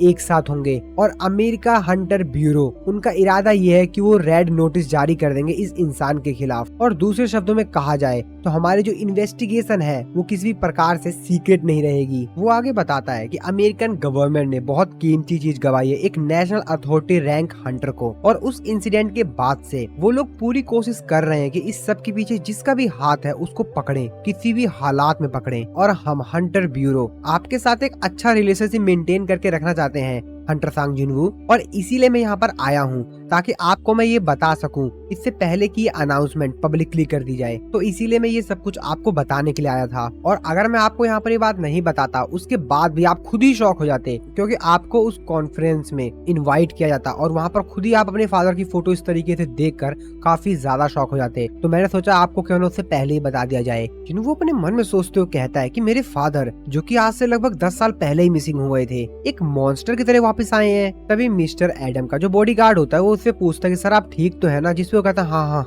मैं ठीक हूँ, बस थोड़ा सा मेरे शरीर में पानी की कमी हो गई थी, ठीक है मेरा ठीक है, कोई दिक्कत नहीं है। मिस्टर एडम अपने मन में सोच रहे होते हैं कि ये तो टेलीकिनेसिस है, ये बहुत ही ज्यादा अलग डिफरेंट लेवल का हाई रैंक मैजिक है और इसकी हेल्प से हंटर किसी भी चीज को मूव कर सकते हैं। मेरे को लगता था कि नेशनल अथॉरिटी रैंक के जो हंटर होते हैं सिर्फ उन्हीं के पास पावर होती है कि वो टेलीकिनेसिस कर सकते हैं, लेकिन मिस्टर सांग जिन वू के पास भी पावर है। नहीं नहीं नहीं नहीं, ये तो छठा नेशनल अथॉरिटी रैंक हंटर है। मेरे को वाइस चेयरमैन को इसके बारे में जितना जल्दी हो सके बताना होगा। तो दोस्तों, असल में जो इंटरनेशनल गिल्ड कॉन्फ्रेंस है ये एक बहुत ही ज्यादा इम्पोर्टेंट इवेंट होता है। पूरी दुनिया में से हर देश में से एक गिल्ड को चुना जाता है और इसमें उस गिल्ड के रिप्रेजेंटेटिव को इनवाइट किया जाता है, जो कि एक्चुअली पूरी कंट्री को ही रिप्रेजेंट करता है। इसमें जो करंट इवेंट्स हो रहे होते हैं उन चीजों के ऊपर बात की जाती है ताकि भविष्य में जो हंटर वर्ल्ड है उसको और भी ज्यादा सुरक्षित किया जा सके और सभी लोगों को सुरक्षित रखा जा सके। और अभी कुछ दिनों पहले ही अमेरिकन हंटर ब्यूरो ने उन सभी गिल्ड की लिस्ट जारी की है जिनको उन्होंने इस कॉन्फ्रेंस में इनवाइट किया है। काफी सारे गिल्ड्स इसके अंदर होते हैं और कोरिया का भी एक गिल्ड होता है जो कि होता है एजिन गिल्ड, और उसका जो रिप्रेजेंटेटिव होने वाला है वो है अपना सांग जिन वू। कोरिया का जो अर्जिन गिल्ड है वो इस समय पूरी दुनिया भर में एक बहुत ही ज्यादा हॉट टॉपिक बना हुआ है, जिसके ऊपर हर कोई बात करना चाहता है, हर कोई उसी के ऊपर ही बात कर रहे हैं, क्योंकि यार अपने जिन्हों ने काम ही ऐसा किया है। अब ऐसे काम करोगे तो दुनिया तो आपका नाम याद ही रखेगी ना, आपके बारे में बात ही करेगी। यहाँ तक कि जो अमेरिकन हंटर ब्यूरो है उन्होंने इस चीज को भी रिकॉग्नाइज किया है। वो ये मानते हैं कि इस इंसान के पास यानी सांग जिन वू के पास इतनी ज्यादा स्ट्रेंथ है कि वो काफी सारे गिल्ड के जो टॉप रैंक के हंटर्स हैं उन सभी को अकेला ही टक्कर दे सकता है। वो सभी लोग अगर मिल जाए तब भी वो जिनवू का सामना नहीं कर पाएंगे, उसकी बराबरी नहीं कर पाएंगे, इतना ज्यादा ताकतवर है जिनवू। इसके बाद हम लोग कोरिया में हो रहे एक कॉन्फ्रेंस को देखते हैं जहाँ पर एक रिपोर्टर मिस्टर चोई से कुछ सवाल पूछ रहा होता है और वो उनसे पूछ रहा होता है इस साल की जो कॉन्फ्रेंस है उसमें इनवाइट किया गया है। काफी सारे लोग इस चीज पे बात कर रहे हैं कि हंटर गिल्ड की जगह पर अर्जिन गिल्ड को इस कॉन्फ्रेंस में क्यों इनवाइट किया गया है। तो आप क्या सोचते हैं इस बात के ऊपर मिस्टर चोई? जिसपे मिस्टर चोई उसका रिप्लाई देते हुए कहते हैं कि मेरे को विश्वास है कि अमेरिकन हंटर ब्यूरो ने जो भी डिसीजन लिया है वो एकदम सही लिया है। जिसपे वो कहता है कि एकदम सही मतलब क्या आप अपने आप को अंडर एस्टिमेट कर रहे हैं? जिसपे बताता है कि अरे बिल्कुल नहीं, मेरे को इस चीज के ऊपर बिल्कुल विश्वास है कि उन्होंने एकदम सही डिसीजन लिया है। क्योंकि सांग जिन वू की अगर आपने पावर्स देखी हैं तो आपको पता ही होगा कि वो कितना ज्यादा ताकतवर है। जिसपे रिपोर्टर उनसे बोलता है कि हाँ मैं भी आपकी इस बात से एग्री करता हूँ, लेकिन फिर भी जो अर्जिन गिल्ड है वो सिर्फ एक वन मैन शो है, यानी कि सिर्फ एक इंसान है जिसकी वजह से पूरा गिल्ड ही चल रहा है। जिसपे मिस्टर चोई उसका रिप्लाई देते हुए कहते हैं कि हाँ बिल्कुल, लेकिन वो इंसान कोई और नहीं हंटर सांग जिन वू है। अगर आप किसी गिल्ड के मेंबर को उनके कॉम्बैट कैपेबल स्किल पर डिफाइन करें, आप 100 से भी ज्यादा ऐसे गिल्ड मेंबर को इकट्ठा कर लेंगे, लेकिन तब भी वो लोग मिस्टर सांग जिन वू का सामना नहीं कर पाएंगे। सांग जिन वू के पास तब भी उनसे ज्यादा ताकत होगी। और एक ऐसा इंसान जिसने जेजू आइलैंड के ऊपर इतना बेहतरीन परफॉर्मेंस दिया और साथ ही में अभी जो रिसेंट इंसिडेंट हुआ है उसमें भी देखिए, तो मेरे को नहीं लगता कि हमारी कंट्री में अर्जिन गिल्ड से बेस्ट कोई हो सकता है। जिसपे रिपोर्टर उनसे कहता है कि हाँ ठीक है, ये सब आपकी बात ठीक है, उसमें हंटर गिल्ड ही कोरिया को रिप्रेजेंट करता है। तो क्या आपको ऐसा नहीं लगता है कि थोड़ी सी इस न्यूज को सुनने के बाद कि अर्जिन गिल्ड को हंटर गिल्ड की जगह पर बुलाया जा रहा है, तो थोड़ा सा आपको ये बात अजीब नहीं लग रही? क्या आप इस बात से हैप्पी हैं? जिसपे वो बताते हैं कि हाँ बिल्कुल, हाँ मैं थोड़ा सा नाराज हूँ क्योंकि मैं हर साल जाता था, इस साल नहीं जाऊंगा, लेकिन फिर भी मैं इस बात से बहुत ज्यादा खुश हूँ कि मिस्टर सांग जिन वू जा रहे हैं। मैं इस चीज के ऊपर प्राउड फील कर रहा हूँ और हम सभी लोग हंटर्स के ऊपर ही भरोसा करते हैं, क्योंकि हम लोग को नहीं मालूम कि कौन सा मॉन्स्टर कब आ जाए। हम इमेजिन ही नहीं कर सकते कि वो मॉन्स्टर कितना ज्यादा ताकतवर होगा। और सच तो ये है कि मेरा गिल्ड सिर्फ मिस्टर सांग जिन वू की वजह से यहाँ पर वापस जिंदा आ पाया। और सच बताऊं तो मेरे को भी काफी ज्यादा फील प्राउड हो रहा है कि मिस्टर सांग जिन वू को कोरिया का रिप्रेजेंटेटिव के तौर पर चुना गया है। मुझे भी काफी ज्यादा अच्छी फीलिंग हो रही है। और फिर ये कॉन्फ्रेंस खत्म हो जाते हैं, मिस्टर चोई वहाँ से वापस बाहर आ रहे होते हैं, तभी उनके हंटर गिल्ड का एक मेंबर जो होता है असिस्टेंट उनको आके बताता है कि सर मॉर्निंग में जो एक गेट अपीयर्ड हुआ था, हमको उस गेट के अंदर जाने की परमिशन मिल गई है। असल में वो एक ए रैंक का गेट है और हमने मेजर किया है, वो उतना ज्यादा हाई भी नहीं है, चिंता मत कीजिए आप। जिसपे वो कहते हैं ओ ये तो काफी बढ़िया है। मिस्टर चोई उससे पूछते कि अच्छा ये बताओ कि क्या अर्जुन गिल्ड ने परमिट के लिए दोबारा से अप्लाई किया, जिसपे बताता है कि नहीं सर, रिसेंटली तो उन्होंने ज्यादा कुछ अप्लाई वगैरह नहीं किया। तो सर असल में मिस्टर सांग जिन वू को 4 दिन हो चुके हैं जापान से वापस आए हुए। तो बाकी सभी जो गिल्ड वगैरह है सियोल के, वो तो इस चीज के ऊपर सेलिब्रेट कर रहे हैं, लेकिन ज्यादा कुछ तो उन्होंने कुछ किया नहीं अभी तक। मिस्टर चोई भी अपने मन में ये सब कुछ सुनकर काफी ज्यादा खुश हो रहे होते हैं कि मिस्टर जिनवू वापस आ गया है, और वो इस चीज के ऊपर प्राउड फील कर रहे होते हैं कि जिनवू जापान जाकर वहाँ पे लोगों की जान बचाकर आया है और वापस कोरिया सेफली आ गया है। तभी उनका जो असिस्टेंट होता है वो उनको बताता है कि हमारे जो प्रॉफिट्स हैं वो लगभग 40% से बढ़ गए हैं, क्योंकि अर्जिन गिल्ड की तरफ से हम लोगों को कंपटीशन ही नहीं आ रहा है। ये बात सुन के मिस्टर चोई थोड़ा सा दुखी होते हुए उसकी तरफ देखते हैं और कहते हैं कि मजे ले रहे हो क्या, जिसपे कहता है कि सॉरी सर माफ कर दो सर। जिसपे मिस्टर चोई कहते हैं कि चलो कोई नहीं, ये सब छोड़ो, वैसे क्या एसोसिएशन इस सब चीजों के बारे में जानता है? मिस्टर चोई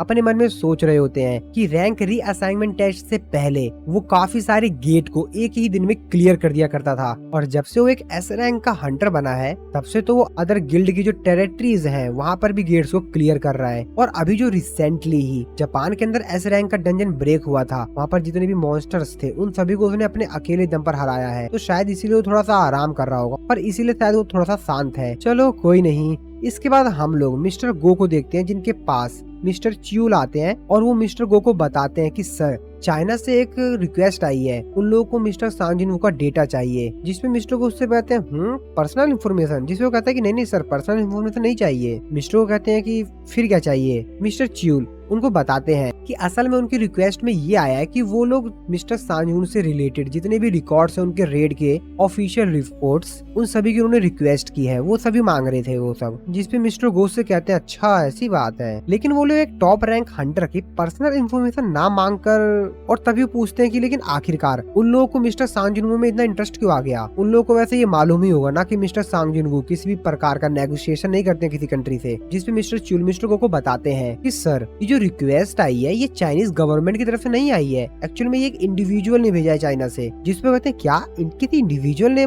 कौन है वो? जिसमें मिस्टर च्यूल उनको बताते हैं कि सर ऐसा लग रहा है कि चाइना का जो 7 स्टार रैंक हंटर लिू जिगैंग है उसको मिस्टर सांग जिन वू थोड़ा सा इंटरेस्ट है, शायद वो मिस्टर सांग जिन वू के बारे में काफी कुछ जानना चाहता है। तो एक्चुअली में दोस्तों हमारे सोलो लेवलिंग के अंदर जो चाइना है वो बाकी जो इंटरनेशनल स्टैंडर्ड्स है उसको अडॉप्ट नहीं कर रखा है, उसने अपना खुद का रैंकिंग सिस्टम बना रखा है हंटर्स के लिए, हंटर की रैंकिंग के लिए। तो जैसा की जो बाकी कंट्री करती है, जो हाईएस्ट रैंक होती है किसी भी हंटर की वो 5 स्टार की होती है, लेकिन इन लोगों ने 7 स्टार दे रखा है, और उन्होंने 7 स्टार की जो रैंक है वो सिर्फ एक ही इंसान को दे रखा है जो कि है हंटर लिू जिगैंग। जिसमें मिस्टर च्यूल से कहते हैं अच्छा तो वो लिू जिगैंग है जिसको कि मिस्टर सांग जिन वू में इतना इंटरेस्ट आ रहा है। मिस्टर च्यूल आगे बताते हैं कि लिू जिगैंग जो है उसने जायंट टाइप के जो मॉन्स्टर्स है उनसे फाइट की थी, और इसीलिए शायद उसको हंटर सांग जिन में थोड़ा सा इंटरेस्ट आ गया कि आखिरकार ये बंदा है कौन जिसने अपने अकेले दम पर सारे जायंट मॉन्स्टर्स को हरा दिया। वो सिर्फ कुछ से लड़ रहा था और मिस्टर सांग जिन ने सबको निपटा ही दिया। मिस्टर गो अपने मन में सोचते कहते हैं ताकतवर लोग